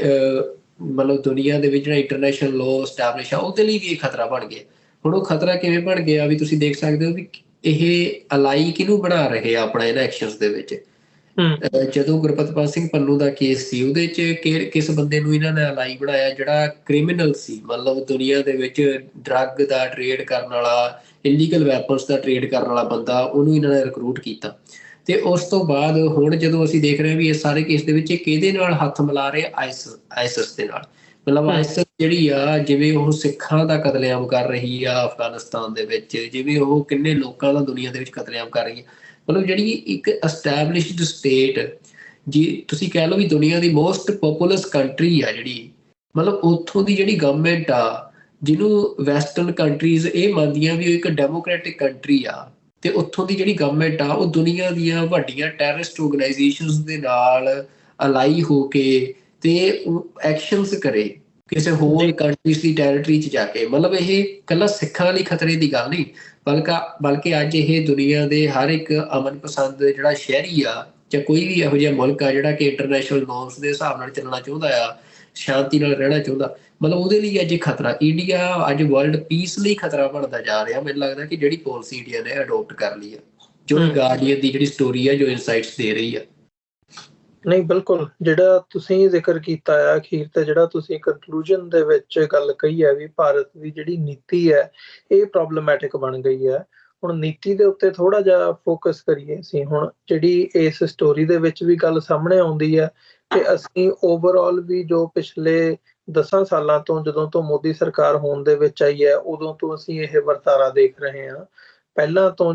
ਚਲੋ ਜੇ ਜ਼ਿਆਦਾ ਪਿੱਛੇ ਨਾ ਜਾਣਾ ਹੋਵੇ, ਭਾਰਤ ਦੀ ਜਿਹੜੀ ਫੋਰਨ ਪਾਲਿਸੀ ਹੈਗੀ ਹੈ, ਮਤਲਬ ਇਹ ਹੁਣ ਮੋਦੀ ਸਰਕਾਰ ਦੇ ਉਹਦੇ 'ਚ ਆਉਂਦਾ ਕਿ ਇਹਨਾਂ ਨੇ ਅਗਰੈਸਿਵ ਫੋਰਨ ਪਾਲਿਸੀ ਜਿਹੜੀ ਹੈ ਉਹ ਅਡਾਪਟ ਕੀਤੀ ਹੈ। ਅਗਰੈਸਿਵ ਫੋਰਨ ਪਾਲਿਸੀ ਦੇ ਥੱਲੇ ਹੀ ਇਹਨਾਂ ਨੇ ਇਹ ਉਹ ਕੀਤਾ ਵੀ ਭਾਈ, ਹਾਲਾਂਕਿ ਪੁਲਵਾਮਾ ਅਟੈਕ ਜਿਹੜਾ ਹੋਇਆ, ਬਾਲਾਕੋਟ ਸਟ੍ਰਾਈਕ, ਸਰਜੀਕਲ ਸਟ੍ਰਾਈਕਸ ਦਾ ਜਿਹੜਾ ਨਾਂ ਦਿੱਤਾ ਗਿਆ, ਜਾਂ ਜਦੋਂ ਪਾਰਲੀਮੈਂਟ ਦੇ ਭਾਰਤ, ਉਹਦੇ ਤੋਂ ਵੀ ਪਿੱਛੇ ਜਾਂਦੇ ਆ, ਭਾਰਤ ਦੀ ਪਾਰਲੀਮੈਂਟ ਤੇ ਹਮਲਾ ਹੁੰਦਾ। ਸੋ ਇਹਨਾਂ ਸਾਰੀਆਂ ਗੱਲਾਂ ਨੂੰ ਇੱਕ ਕੜੀ ਬਣਾ ਕੇ ਭਾਰਤ ਦੀ ਜਿਹੜੀ ਲੌਬੀ ਹੈਗੀ ਹੈ, ਜਾਂ ਜਿਹੜੀ ਡਿਸੀਜਨ ਮੇਕਿੰਗ ਲੌਬੀ ਹੈ, ਉਹਦੇ ਵਿੱਚ ਇਹ ਗੱਲ ਪਿਛਲੇ ਸਮੇਂ ਤੋਂ ਘਰ ਕਰ ਗਈ ਸੀ ਕਿ ਭਾਈ ਅਸੀਂ ਇਸ ਹਿਸਾਬ ਨਾਲ ਅਸੀਂ ਅਟੈਕਸ ਨੂੰ ਪ੍ਰੀਵੈਂਟ ਨਹੀਂ ਕਰ ਸਕਦੇ। ਹੁਣ ਉਹ ਅਟੈਕ ਇਹਨਾਂ ਨੇ ਆਪ ਕਰਵਾਏ, ਕਿੱਥੇ ਇਹਨਾਂ ਨੇ ਕਿਸ ਚੀਜ਼ ਨੂੰ ਵਰਤਿਆ, ਉਹਦੀ ਜੇ ਉਸ ਪਾਸੇ ਦੀ ਗੱਲ ਨਾ ਵੀ ਕਰੀਏ ਤਾਂ ਗਾਰਡੀਅਨ ਦੀ ਸਟੋਰੀ ਵੀ ਇਹ ਗੱਲ ਕਹਿ ਰਹੀ ਹੈ ਕਿ ਇੰਡੀਆ ਨੇ ਇਹ ਫੈਸਲਾ ਕੀਤਾ ਵੀ ਅਸੀਂ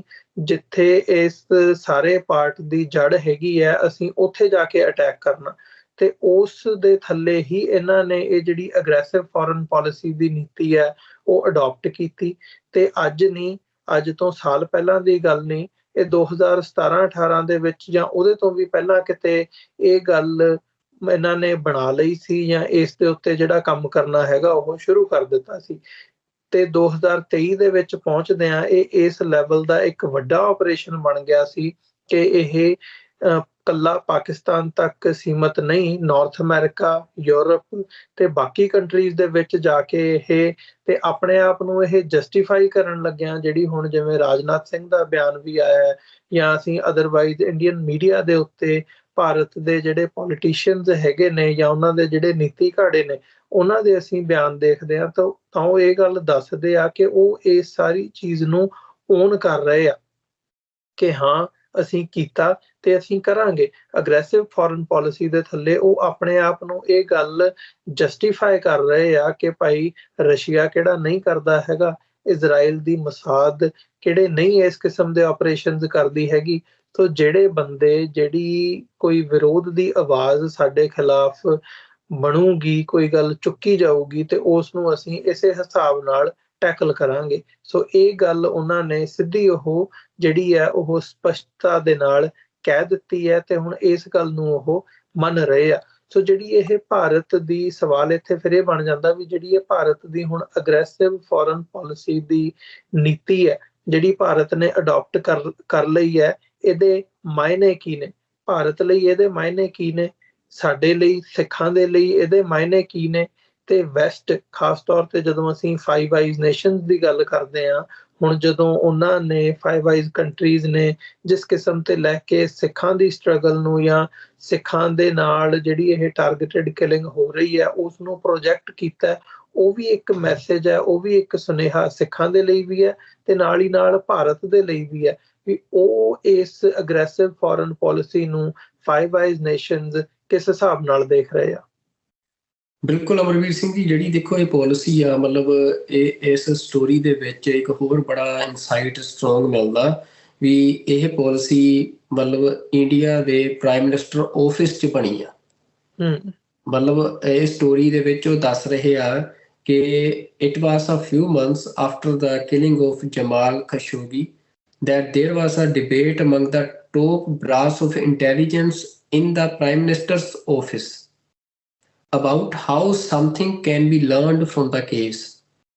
One senior officer said in a meeting that if Saudis can do this, why not us? ਮਤਲਬ ਵੀ ਜਿਹੜੀ ਇਹ ਸਾਰੀ ਪਾਲਿਸੀ ਆ, ਮਤਲਬ ਟ੍ਰਾਂਸਨੈਸ਼ਨਲ ਰਿਪਰੈਸ਼ਨ ਦੀ, ਇਹ ਬਣੀ ਪ੍ਰਾਈਮ ਮਿਨਿਸਟਰ ਦੀ ਮਰਜ਼ੀ ਦੇ ਨਾਲ, Indian prime minister Narendra Modi ਦੀ ਮਰਜ਼ੀ ਦੇ ਨਾਲ, ਤੇ ਉਹਨਾਂ ਦੇ ਕਹਿਣ ਦੇ ਉੱਤੇ, ਉਹਨਾਂ ਦੇ ਆਰਡਰਸ ਦੇ ਨਾਲ ਹੀ ਐਕਸ਼ਨਸ ਨੂੰ ਇੰਪਲੀਮੈਂਟ ਕੀਤਾ ਗਿਆ। ਤੇ ਉਹਦੇ ਲਈ ਤਾਂ ਹੀ ਇੰਨਾ ਵੱਡਾ ਬਜਟ, ਜਿਹੜਾ ਤੁਸੀਂ ਦੇਖੋ ਵੀ UAE ਤੋਂ ਕਿਵੇਂ, ਮਤਲਬ ਹੁਣ ਕੁਛ ਕੇਸ ਜਿਹੜੇ ਆ ਜਿਹਦੇ ਬਾਰੇ ਇਸ ਸਟੋਰੀ ਦੇ ਵਿੱਚ ਜ਼ਿਕਰ ਕੀਤਾ ਗਿਆ। ਹੁਣ ਮਤਲਬ ਬੜਾ ਇੰਟਰਸਟਿੰਗ ਕੇਸ ਆ ਇੱਕ ਕਸ਼ਮੀਰੀ, ਮਤਲਬ ਜਿਹੜੀ ਕਹਿ ਸਕਦੇ militant the, in the killing of Zahid Akhund, an allies for the convicted Kashmiri terrorist Zahoor Mistri, who was involved in the deadly hijacking of an Air India flight. The Pakistani documents say a RAW handler allegedly paid for information on Akhund's movements and location over a period of months. ਕਿ ਕਈ ਮਹੀਨਿਆਂ ਤੱਕ ਤਾਂ ਪਹਿਲਾਂ ਉਹਦੀ ਜਿਹੜੀ location ਆ ਉਹਨੂੰ ਟਰੈਕ ਕਰਨ ਲਈ ਬੰਦੇ ਨੂੰ ਪੈਸੇ ਦਿੱਤੇ ਗਏ। ਫਿਰ ਹੁਣ ਸ਼ੀ ਦੈਨ ਅਲਾਈਵਲੀ ਕੰਟੈਕਟਡ ਹਿਮ ਡਾਇਰੈਕਟਲੀ। ਸ਼ੀ ਮਤਲਬ ਜਿਹੜੀ ਉਹਨੂੰ ਟਰੈਕ ਕਰ ਰਹੀ ਸੀ, ਜਿਹੜਾ ਹੈਂਡਲਰ ਇੰਡੀਆ ਦੇ ਜਿਹੜੇ ਅਫੀਸ਼ੀਅਲਸ ਆ, ਉਹ ਇੱਕ ਬੀਬੀ ਉਹਨਾਂ ਨੇ ਉੱਥੇ ਹਾਇਰ ਕੀਤੀ ਹੋਈ ਸੀ। ਫਿਰ ਉਹਨੇ ਕਹਿੰਦੇ ਆ ਵੀ ਜਿਹੜਾ ਉਹ ਜ਼ਾਹਿਦ ਹੈਗਾ ਸੀ, ਉਹਨੂੰ ਸਿੱਧਾ ਹੀ ਕੰਟੈਕਟ ਕਰ ਲਿਆ ਕਿ ਇੱਕ ਪੱਤਰਕਾਰ ਬਣ ਕੇ, ਕਿ ਮੈਂ ਇੱਕ ਪੱਤਰਕਾਰ ਹਾਂ ਤੇ ਮੈਂ ਤੇਰੀ ਇੰਟਰਵਿਊ ਕਰਨੀ ਚਾਹੁੰਦੀ ਹਾਂ। ਤੇ ਨਿਊਯਾਰਕ ਪੋਸਟ ਦੀ ਪੱਤਰਕਾਰ ਹੋਣ ਦਾ ਉਹਨੂੰ ਹਵਾਲਾ ਦਿੱਤਾ। ਤੇ ਫਿਰ ਉਹ ਮਤਲਬ ਇੰਟਰਵਿਊ ਕਰਨ ਦੇ ਹਵਾਲੇ ਦੇ ਨਾਲ ਸਿਰਫ ਉਹਦੀ ਆਈਡੈਂਟਿਟੀ ਜਿਹੜੀ ਆ ਉਹ ਪੱਕਾ ਕਰਨਾ ਚਾਹੁੰਦੇ ਸੀ ਕਿ ਅਸੀਂ ਜਿਹੜਾ ਬੰਦਾ ਹੁਣ ਖਤਮ ਕਰਨ ਜਾ ਰਹੇ ਹਾਂ ਇਹ ਉਹੀ ਬੰਦਾ ਹੈ ਨਾ, ਕਿ ਮਤਲਬ ਆਈਡੈਂਟਿਟੀ ਵੈਰੀਫਿਕੇਸ਼ਨ ਕਰਨ ਦੀ ਗੱਲ ਸੀ। ਪਰ ਕਿੰਨੇ ਮਹੀਨਿਆਂ ਦੇ ਲਈ ਉਹ ਬੰਦਾ ਉਹਨਾਂ ਨੇ ਹਾਇਰ ਕੀਤਾ ਤੇ ਉਹਨੂੰ ਪੈਸੇ ਦਿੱਤੇ ਆ, ਤੇ ਅਸੀਂ ਦੇਖਦੇ ਹਾਂ ਵੀ ਕਈ ਕਰੋੜਾਂ ਦੇ ਵਿੱਚ ਜਿਹੜਾ ਬਜਟ ਆ ਉਹ ਇਸ ਸਾਰੇ ਆਪਰੇਸ਼ਨਸ ਦੇ ਉੱਤੇ ਲਾਇਆ ਗਿਆ। ਤੇ ਇਹ ਪ੍ਰਾਈਮ ਮਿਨਿਸਟਰ ਜਿਹੜਾ ਆਫਿਸ ਆ ਉਹ ਇਹਨੂੰ ਸਿੱਧਾ ਹੀ ਜਿਹੜਾ ਆ ਉਹ ਚਲਾ ਰਿਹਾ ਸੀ। ਹੁਣ ਇਸ ਗੱਲ ਦਾ ਹਵਾਲਾ ਜੇ ਗਾਰਡੀਅਨ ਦੇ ਰਿਹਾ ਹੈ, ਗਾਰਡੀਅਨ ਦੇ ਜਰਨਲਿਸਟ ਨੂੰ ਪਤਾ, ਤਾਂ ਓਬਵੀਅਸ ਜੀ ਗੱਲ ਆ ਕਿ US ਦੀਆਂ ਇੰਟੈਲੀਜੈਂਸ ਏਜੰਸੀਜ਼, ਕੈਨੇਡਾ ਦੀਆਂ ਇੰਟੈਲੀਜੈਂਸ ਏਜੰਸੀਜ਼, ਬਲਕਿ ਜੇ ਕੈਨੇਡੀਅਨ ਪ੍ਰਾਈਮ ਮਿਨਿਸਟਰ ਪਾਰਲੀਮੈਂਟ ਦੇ ਵਿੱਚ ਖੜ ਕੇ ਉਸ ਦਿਨ ਇਹ ਗੱਲ ਬੋਲ ਰਿਹਾ ਹੈ ਕਿ ਇੰਡੀਆ ਦੀ ਮਤਲਬ ਇਨਵੋਲਵਮੈਂਟ ਆ ਹਰਦੀਪ ਸਿੰਘ ਨਿੱਜਰ ਦੇ ਮਰਡਰ ਦੇ ਵਿੱਚ, ਤਾਂ ਮਤਲਬ ਸੋਲਿਡ ਪ੍ਰੂਫ ਸੀ। ਜਿਹੜੇ ਹੁਣ ਪ੍ਰੂਫ ਸਾਨੂੰ ਇਹਨਾਂ ਦੇ ਵਿੱਚੋਂ ਇਨਸਾਈਟਸ ਮਿਲ ਰਹੀਆਂ ਨੇ ਸਟੋਰੀਜ਼ ਦੇ ਵਿੱਚੋਂ, ਹਾਲਾਂਕਿ ਉਹ ਪ੍ਰੂਫਸ ਮਤਲਬ ਡਾਕੂਮੈਂਟਸ ਦੇ ਤੌਰ ਤੇ ਕਿਸੇ ਦਿਨ ਬਾਹਰ ਆਉਣਗੇ, ਮਤਲਬ ਸਾਰੀ ਦੁਨੀਆ ਨੇ ਦੇਖਣੇ ਆ। ਪਰ ਹੁਣ ਇਹ ਤਾਂ ਕੈਨੇਡਾ, US ਜਾਂ 5 ਆਈਜ਼ ਕੰਟਰੀਜ਼ ਜਿਹੜੀਆਂ ਆ ਉਹਨਾਂ ਦੇ ਉੱਤੇ ਆ ਕਿ ਉਹਨਾਂ ਦੇ ਲਈ ਅੱਜ ਸਿਰਫ ਇੰਡੋ ਪੈਸੀਫਿਕ ਪੋਲਿਸੀ ਜਿਹੜੀ ਆ ਉਹਦੇ ਵਿੱਚ ਇੰਡੀਆ ਨੂੰ ਆਪਣੇ ਪਾਸੇ ਰੱਖਣਾ, ਕਿਸੇ ਵੀ ਤਰੀਕੇ ਦਾ ਇੰਡੀਆ ਹੋਵੇ, ਉਹ ਭਾਵੇਂ ਆਟੋਕ੍ਰੈਟਿਕ ਹੋਵੇ ਜਾਂ ਕਿਸੇ ਵੀ ਤਰੀਕੇ ਦਾ ਹੋਵੇ, ਉਹ ਜ਼ਰੂਰੀ ਆ ਜਿਹੜਾ ਕਿ ਉਹਨਾਂ ਦੇ ਦੇਸ਼ ਦੇ ਵਿੱਚ ਆ ਕੇ ਵੀ ਲੋਕਾਂ ਨੂੰ ਮਾਰ ਰਿਹਾ ਹੋਵੇ। ਤੇ ਜਾਂ ਫਿਰ ਇਹਨਾਂ 5 ਆਈਜ਼ ਕੰਟਰੀਜ਼ ਨੂੰ, ਵੈਸਟਰਨ ਕੰਟਰੀਜ਼ ਨੂੰ ਜਿਹੜੀ ਆਪਣੀ ਉਹਨਾਂ ਦੀ ਪੋਲਿਸੀ ਆ ਵੈਲਿਊਜ਼ ਦੀ, ਡੈਮੋਕ੍ਰੈਟਿਕ ਵੈਲਿਊਜ਼ ਦੀ, ਉਹਨੂੰ ਮਤਲਬ ਦੁਨੀਆ ਦੇ ਵਿੱਚ ਸਥਾਪਿਤ ਰੱਖਣਾ ਜ਼ਰੂਰੀ ਹੈ। ਕਿਉਂਕਿ ਜੇ ਇੰਡੀਆ ਅੱਜ ਮਤਲਬ ਇੱਕ ਜਿਹਨੂੰ ਉਹ ਏਸ਼ੀਆ ਦੇ ਵਿੱਚ ਆਪਣਾ ਵੱਡਾ ਡੈਮੋਕ੍ਰੈਟਿਕ ਪਾਰਟਨਰ ਕਹਿੰਦੇ ਆ, ਉੱਥੇ ਡੈਮੋਕ੍ਰੇਸੀ ਨਹੀਂ ਹੁੰਦੀ, ਉੱਥੋਂ ਦੀ ਗਵਰਨਮੈਂਟ ਇਹੋ ਜਿਹੀ ਐਕਟ ਕਰਦੀ ਆ ਤੇ ਉਹਨੂੰ ਸਿਰਫ ਆਪਣੇ ਟ੍ਰੇਡ ਇੰਟਰਸਟ ਵਾਸਤੇ ਜਾਂ ਆਪਣੇ ਮਤਲਬ ਉਸ ਖਿੱਤੇ ਦੇ ਰੀਜਨਲ ਇੰਟਰਸਟ ਸਿਰਫ ਚਾਈਨਾ ਨੂੰ ਕਟੇਲ ਕਰਨ ਦੀ ਪੋਲਿਸੀ ਦੇ ਵਿੱਚ ਅਸੈਪਟ ਕਰ ਲੈਂਦੇ ਆ, ਤਾਂ ਮੈਨੂੰ ਲੱਗਦਾ ਕਿ ਇਹਦੇ ਨਾਲੋਂ ਗਲਤ ਫੈਸਲਾ, ਵੱਡਾ ਗਲਤ ਫੈਸਲਾ ਕੋਈ ਵੀ ਵੈਸਟਰਨ ਹਿਸਟਰੀ ਦੇ ਵਿੱਚ ਨਹੀਂ ਹੋ ਸਕਦਾ। ਜੀ ਇਹਦੇ ਵਿੱਚ ਜਿਹੜੀ ਇਸ ਸਟੋਰੀ ਦੇ ਵਿੱਚ ਇੱਕ ਰਵੀ ਸਿੰਘ ਜੀ ਹੋਰ ਦੇਖੋ ਮਤਲਬ ਬੜੀ ਸਿੱਖਾਂ ਦੇ ਹਵਾਲੇ ਤੋਂ ਇੰਟਰਸਟਿੰਗ ਗੱਲ ਜਿਹੜੀ ਆ ਕਿ ਇੱਕ ਤਾਂ ਜਿਹੜਾ ਮਤਲਬ ਸਿੱਖਾਂ ਦੇ ਪ੍ਰਤੀ ਉਹਨਾਂ ਦਾ ਜਿਹੜਾ ਰਵੱਈਆ, ਕਿ ਉਹਨਾਂ ਨੇ ਕਿਵੇਂ ਜਿਹੜੇ ਇਸਲਾਮਿਕ ਸਟੇਟ ਦੇ ਬੰਦੇ ਆ ਜਾਂ ਉਹੋ ਜਿਹੀ ਸੋਚ ਦੇ ਬੰਦੇ ਆ ਉਹਨਾਂ ਨੇ ਯੂਜ਼ ਕੀਤਾ ਵੀ ਮਤਲਬ ਸਿੱਖਾਂ ਨੂੰ ਕਹਿ ਸਕਦੇ ਹੋ ਵੀ ਕਤਲ ਕਰਾਉਣ ਦੇ ਲਈ, ਹਨਾ। ਪਰ ਇਹ ਪਾਲਿਸੀ ਜਿਹੜੀ ਆ ਉਹ ਸਿੱਖਾਂ ਪ੍ਰਤੀ ਜਿਹੜਾ ਇਹ ਨਜ਼ਰੀਆ ਆ ਮਤਲਬ ਕਿ ਹੁਣ ਨਹੀਂ ਤੁਸੀਂ ਇਹਨਾਂ ਨੂੰ ਖਤਮ ਕਰੋ, ਇਹਨਾਂ ਨੂੰ ਕਤਲ ਕਰੋ ਜਿਹੜੇ ਬੰਦੇ ਜਿੱਥੇ ਬੈਠੇ ਆ, ਤਾਂ ਉਹਦੇ 'ਚ ਜਿਹੜੀ ਫਾਰਮਰ ਮੂਵਮੈਂਟ ਆ ਮਤਲਬ ਉਹਦਾ ਬਹੁਤ ਵੱਡਾ ਰੋਲ ਆ। ਤਾਂ ਜਿਹੜੀ ਇਹ ਪਾਲਿਸੀ ਮਤਲਬ ਜਦੋਂ ਇਸ ਸਟੋਰੀ ਦੇ ਵਿੱਚ ਉਹ ਜ਼ਿਕਰ ਕਰਦੇ ਆ ਵੀ ਉਹ ਕਹਿੰਦੇ ਆ ਵੀ ਜਿਹੜੇ ਰੋ ਦੇ ਅਫੀਸ਼ੀਅਲਸ ਦੇ ਨਾਲ ਗਾਰਡੀਅਨ ਦੇ ਇਸ ਜਰਨਲਿਸਟ ਨੇ ਗੱਲ ਕੀਤੀ ਆ, ਤਾਂ ਉਹਨਾਂ ਨੇ ਕੀ ਕਿਹਾ, ਉਹਨਾਂ ਦਾ ਕਹਿਣਾ ਸੀ ਕਿ 2 Indian operatives separately confirmed that diaspora Khalistani activists had become a focus of India's foreign operations after hundreds of thousands of farmers,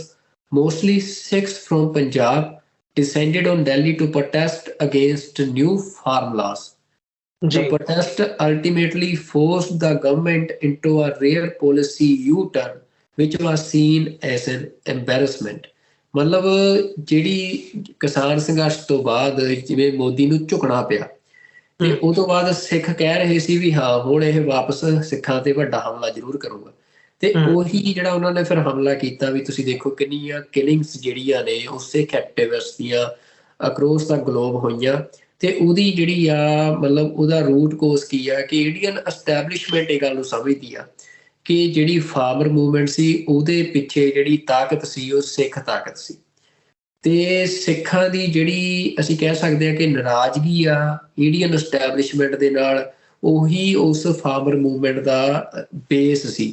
ਮਤਲਬ ਉਹ ਤੋਂ ਬਾਅਦ ਉਹਨਾਂ ਨੇ ਭਾਵੇਂ ਉੱਥੇ ਯੂ ਟਰਨ ਲਿਆ, ਭਾਵੇਂ ਉਹਨਾਂ ਬਲੈਕ ਲੋਜ਼ ਨੂੰ ਕਿਸੇ ਹੋਰ ਤਰੀਕੇ ਦੇ ਨਾਲ ਹੁਣ ਫੇਰ ਲਾਗੂ ਕਰ ਰਿਹਾ। ਪੰਜਾਬ ਦੇ ਵਿੱਚ ਤੁਸੀਂ ਦੇਖਿਆ ਕਿ ਕਿਵੇਂ ਪੰਜਾਬ ਗਵਰਨਮੈਂਟ ਮਤਲਬ ਮੰਡੀਆਂ ਨੂੰ ਖਤਮ ਕਰਕੇ ਸਾਈਲੋਸ ਦੇ ਰਾਹੀਂ ਕਣਕ ਦੀ ਖਰੀਦ ਦਾ ਰਾਹ ਖੋਲ ਰਹੀ ਆ, ਪਰ ਮਤਲਬ ਨਾਲ ਜਿਹੜਾ ਮਤਲਬ ਸੈਂਟਰਲ ਗਵਰਨਮੈਂਟ ਨੇ ਇਹ ਦੇਖ ਲਿਆ ਵੀ ਜਿਹੜੀ ਤਾਕਤ ਜਿੱਥੇ ਬੈਠੀ ਆ, ਜਿੱਥੋਂ ਮਤਲਬ ਇਹ ਸਾਰਾ ਕੁਝ ਜਿਹੜੇ ਸਿੱਖ ਨੇ ਉਹ ਖੜੇ ਹੋ ਰਹੇ ਆ ਆਫਟਰ ਜੈਨੋਸਾਈਡ ਵੀ, ਤਾਂ ਉਹਨਾਂ ਨੂੰ ਉੱਥੇ ਅਟੈਕ ਮਤਲਬ ਕਰੋ। ਤਾਂ ਉਹਦੇ ਚ ਉਹਨਾਂ ਨੇ ਕੀ ਕੀਤਾ, The suspicion in Delhi was that firebrand Sikh activists living abroad, particularly those in Canada, the US and the UK, were fueling the farmers' protest and stirring up international support through their strong global networks.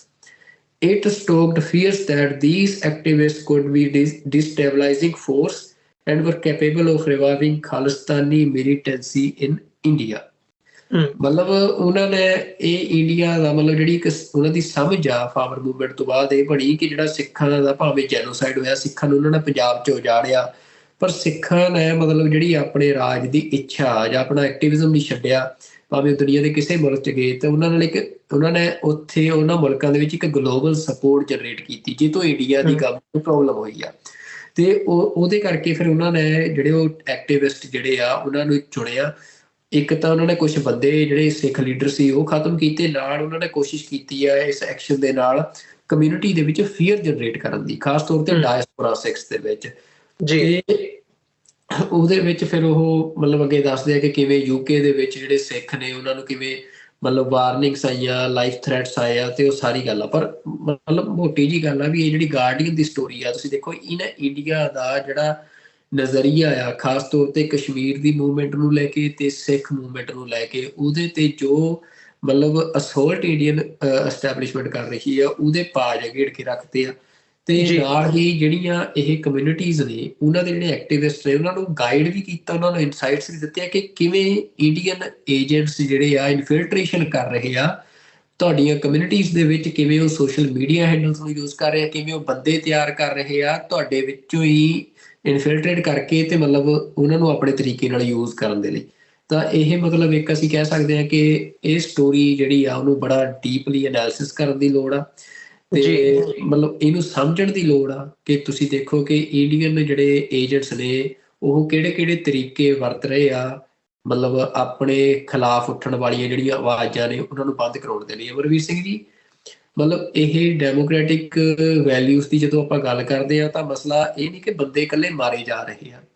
ਜੀ ਦੇਖੋ ਕਿ transnational repression ਦੇ ਨਾਲ ਮਤਲਬ ਇੱਕ ਪਾਸੇ ਤੋਂ ਬੰਦਿਆਂ ਨੂੰ ਮਾਰ ਰਹੇ ਆ, ਦੂਜੇ ਪਾਸੇ ਜਿਹੜੀ ਮੋਦੀ ਗਵਰਨਮੈਂਟ ਆ ਉਹਦੀ ਪੋਲਿਸੀ ਇੰਡੀਆ ਦੇ ਵਿੱਚ ਵੀ ਮਤਲਬ ਮੈਂ ਅੱਜ ਦੇਖ ਰਿਹਾ ਸੀ ਵੀ ਪ੍ਰਗਟ ਸਿੰਘ ਨੇ ਇੱਕ ਟਵੀਟ ਕੀਤਾ, ਪ੍ਰਗਟ ਸਿੰਘ ਮਤਲਬ MLA, ਉਹਨਾਂ ਨੇ ਟਵੀਟ ਕੀਤਾ ਤੇ ਉਹਨਾਂ ਦਾ ਟਵੀਟ ਵੀ ਜਿਹੜਾ ਆ ਇੰਡੀਆ ਨੇ ਮਤਲਬ ਲੀਗਲ ਰਿਪੋਰਟ ਕਰਕੇ ਤੇ ਉਹ ਟਵੀਟ ਵੀ ਉਹਨਾਂ ਦਾ ਹਟਵਾਤਾ। ਮਤਲਬ ਇੱਕ ਇਲੈਕਟਡ ਜਿਹੜਾ ਰਿਪਰੈਜ਼ੈਂਟੇਟਿਵ ਆ, ਚਲੋ ਸਿਮਰਨਜੀਤ ਸਿੰਘ ਮਾਨ ਨਾਲ ਕਈ ਵਾਰ ਹੋਇਆ ਵੀ ਉਹਨਾਂ ਦੇ ਜਿਹੜੇ ਟਵਿੱਟਰ ਹੈਂਡਲ ਨੇ ਉਹ ਬਲੌਕ ਕੀਤਾ ਗਿਆ ਉੱਥੇ,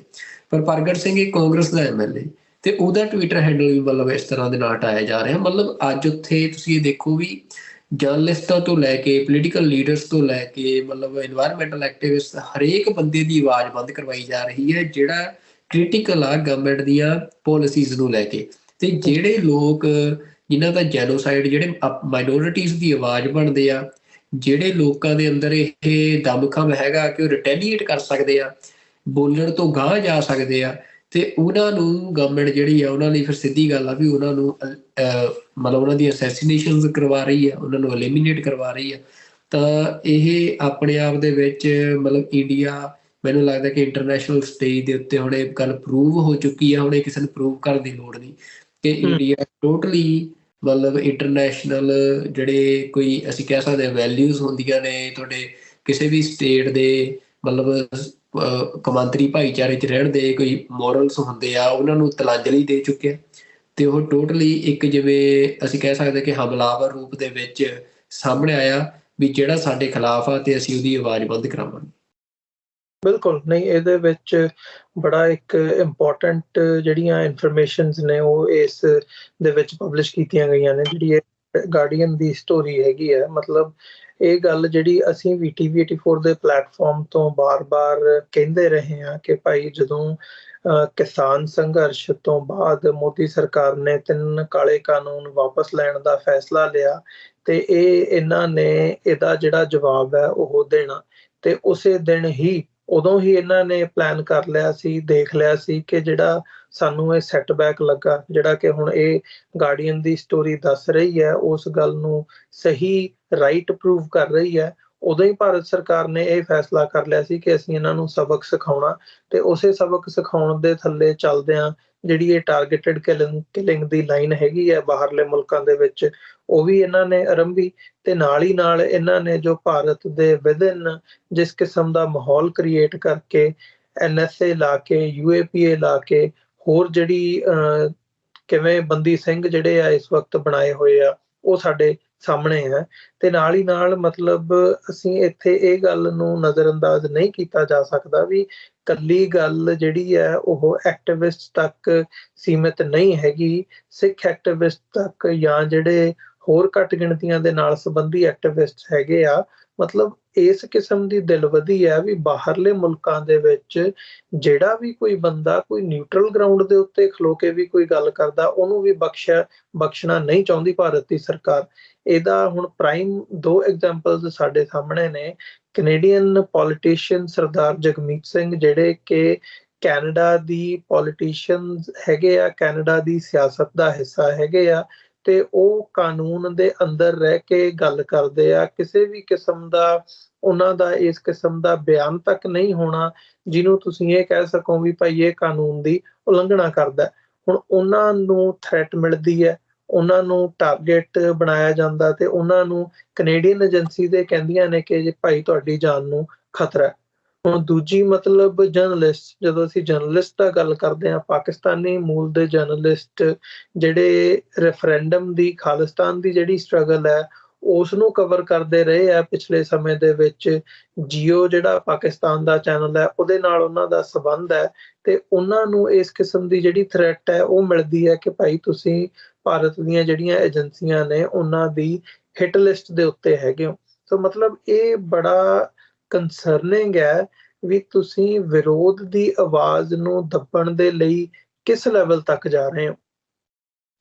ਬਿਲਕੁਲ ਅਮਰਵੀਰ ਸਿੰਘ ਜੀ, ਦੇਖੋ ਇਹ ਮਤਲਬ ਅਸੀਂ ਕਹਿ ਸਕਦੇ ਹਾਂ ਵੀ ਅੱਜ ਦੁਨੀਆ ਦੇ ਵਿੱਚ ਮਤਲਬ ਬੈਠਾ ਕੋਈ ਵੀ ਜਿਹੜਾ ਅਮਨ ਪਸੰਦ ਸ਼ਹਿਰੀ ਆ, ਜਦੋਂ ਇਸ ਚੀਜ਼ ਨੂੰ ਦੇਖਦਾ, ਪੜ੍ਹਦਾ, ਸੁਣਦਾ ਆ, ਤਾਂ ਉਹਨੂੰ ਲੱਗਦਾ ਵੀ ਕਿਉਂਕਿ ਇੰਡੀਆ ਦੀ ਇਮੇਜ ਸੀ ਜਿਹੜੀ ਉਹ ਗਾਂਧੀ ਦੀ ਇਮੇਜ ਸੀ। ਮਤਲਬ ਇੰਡੀਆ ਨੇ ਦੁਨੀਆ ਦੇ ਵਿੱਚ ਆਪਣੇ ਆਪ ਨੂੰ ਗਾਂਧੀ ਦੇ ਨਾਲ ਰੀਪ੍ਰਜੈਂਟ ਕੀਤਾ। ਮਤਲਬ ਅੱਜ ਤੱਕ ਤੁਸੀਂ ਦੇਖੋ ਵੀ ਗਾਂਧੀ ਨੂੰ ਦੁਨੀਆ ਦੇ ਵਿੱਚ ਇੱਕ ਇਹ ਕਿਹਾ ਜਾਂਦਾ ਕਿ ਪੀਸਫੁਲ ਮੂਵਮੈਂਟ ਦੇ ਨਾਲ ਸਮਝਿਆ ਜਾਂਦਾ। ਤਾਂ ਇੰਡੀਆ ਦੀ ਇੱਕ ਇਮੇਜ ਉਹੋ ਜਿਹੀ ਬਿਲਡਅਪ ਹੋਈ ਸੀ, ਭਾਵੇਂ ਉਸ ਇਮੇਜ ਦੇ ਅੰਡਰ ਇੰਡੀਆ ਨੇ ਸਿੱਖਾਂ ਦਾ ਜੈਨੋਸਾਈਡ ਕੀਤਾ, ਕਸ਼ਮੀਰੀਆਂ ਦਾ ਜੈਨੋਸਾਈਡ ਕੀਤਾ, ਨਾਰਥ ਈਸਟਰਨ ਐਥਨਿਕ ਨੈਸ਼ਨੈਲਿਟੀਜ਼ ਦਾ ਜੈਨੋਸਾਈਡ ਕੀਤਾ, ਜਿਵੇਂ ਤਾਮਿਲਸ ਨਾਲ ਜੋ ਕੀਤਾ, ਬਹੁਤ ਕੁਛ ਮਤਲਬ ਉੱਥੇ ਜ਼ੁਲਮ ਹੋਇਆ। ਪਰ ਫਿਰ ਵੀ ਇੰਡੀਆ ਜਿਹੜੀ ਆਪਣੀ ਤੁਸੀਂ ਕਹਿ ਸਕਦੇ ਹੋ ਕਿ ਮਤਲਬ ਪੋਲਿਸੀ ਹੁੰਦੀ ਆ, ਮਤਲਬ ਗਵਰਨਮੈਂਟ ਪੋਲਿਸੀ ਹੁੰਦੀ ਆ, ਉਹਦੇ ਵਿੱਚ ਉਹ ਇਹ ਮੇਨਟੇਨ ਰੱਖਦਾ ਸੀ ਕਿ ਨਹੀਂ ਅਸੀਂ ਤਾਂ ਮਤਲਬ ਦੁਨੀਆ ਦੇ ਵਿੱਚ ਅਮਨ ਅਮਾਨ ਦੀ ਗੱਲ ਕਰਨ ਵਾਲੇ ਆ। ਤੇ ਪਰ ਮੋਦੀ ਦੇ ਆਉਣ ਦੇ ਨਾਲ ਮਤਲਬ ਇਹ ਚੀਜ਼ ਤੁਸੀਂ ਦੇਖੋ ਵੀ ਜਿਹੜੀ ਤੁਸੀਂ ਅਗਰੈਸਿਵ ਫੋਰਨ ਪੋਲਿਸੀ ਦੀ ਗੱਲ ਕੀਤੀ ਆ, ਵੀ ਮੋਦੀ ਨੇ ਜਾਂ BJP ਨੇ ਉਹ ਸਾਰਾ ਨੈਰੇਟਿਵ ਚੇਂਜ ਕਰਤਾ ਹੈ। ਇੱਕ ਤਾਂ ਇਹ ਕਿ ਸੱਤਾ ਦੇ ਵਿੱਚ ਜਿਹੜਾ ਇੱਕ ਆਈਡੀਓਲੋਜੀਕਲ ਕਲੈਸ਼ ਆ ਵਿਦਿਨ ਦਾ ਇੰਡੀਅਨ ਹਿੰਦੂ ਐਲੀਟ ਜਿਹੜਾ ਚੱਲਿਆ ਆਇਆ ਸੀ। ਦੇਖਦੇ ਆ ਕਿ 1947 ਤੋਂ ਪਹਿਲਾਂ ਤੋਂ ਹੀ ਵੀ ਹਾਰਡਕੋਰ ਹਿੰਦੂ ਤੇ ਇੱਕ ਦੂਜਾ ਜਿਹੜਾ ਲਿਬਰਲ ਹਿੰਦੂ ਆ, ਉਹ ਭਾਵੇਂ ਜਦੋਂ ਮਾਈਨੋਰਿਟੀਜ਼ ਦੇ ਉੱਤੇ ਜ਼ੁਲਮ ਕਰਨਾ ਉੱਥੇ ਇੱਕ ਹੋ ਜਾਂਦਾ, ਪਰ ਵਿਦਿਨ ਦਾ ਆਪਣੀ ਕਮਿਊਨਿਟੀ ਉਹਨਾਂ ਦੇ ਅੰਦਰ ਜਿਹੜੀਆਂ ਡਿਫਰੈਂਸਿਸ ਵੀ, ਉਹਦੇ 'ਚ ਜਿਹੜਾ ਲਿਬਰਲ ਸੈਕਸ਼ਨ ਸੀ ਉਹ ਕਾਂਗਰਸ ਵਾਲਾ,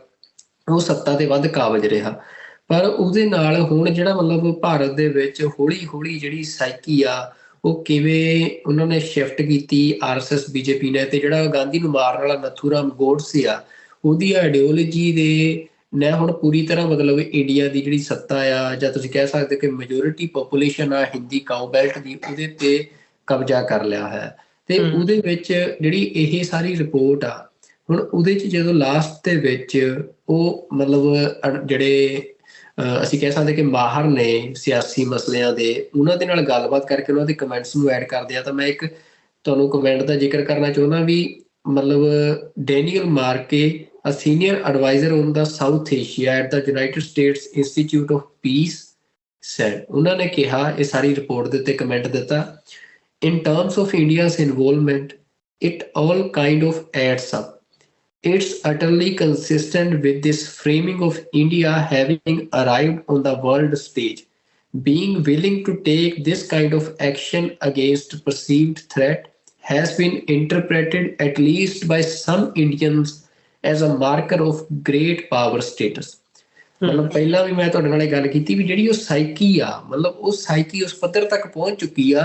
ਵੀ ਅਸੀਂ ਮਤਲਬ ਐਸ ਜੈ ਸ਼ੰਕਰ ਜਿਹੜੀ ਗੱਲ ਕਹਿ ਰਿਹਾ ਵੀ ਯੂਨਾਈਟਿਡ ਨੇਸ਼ਨ ਕੋਲ ਹੁੰਦਾ ਸਾਨੂੰ ਇਹ ਗੱਲ ਕਹਿਣ ਵਾਲਾ ਵੀ ਅਸੀਂ ਕਿਵੇਂ ਦੇ ਇਲੈਕਸ਼ਨ ਕਰਾਉਣੇ ਆ, ਅਸੀਂ ਆਪਣੀ ਮਰਜ਼ੀ ਨਾਲ ਕਰਾਵਾਂਗੇ,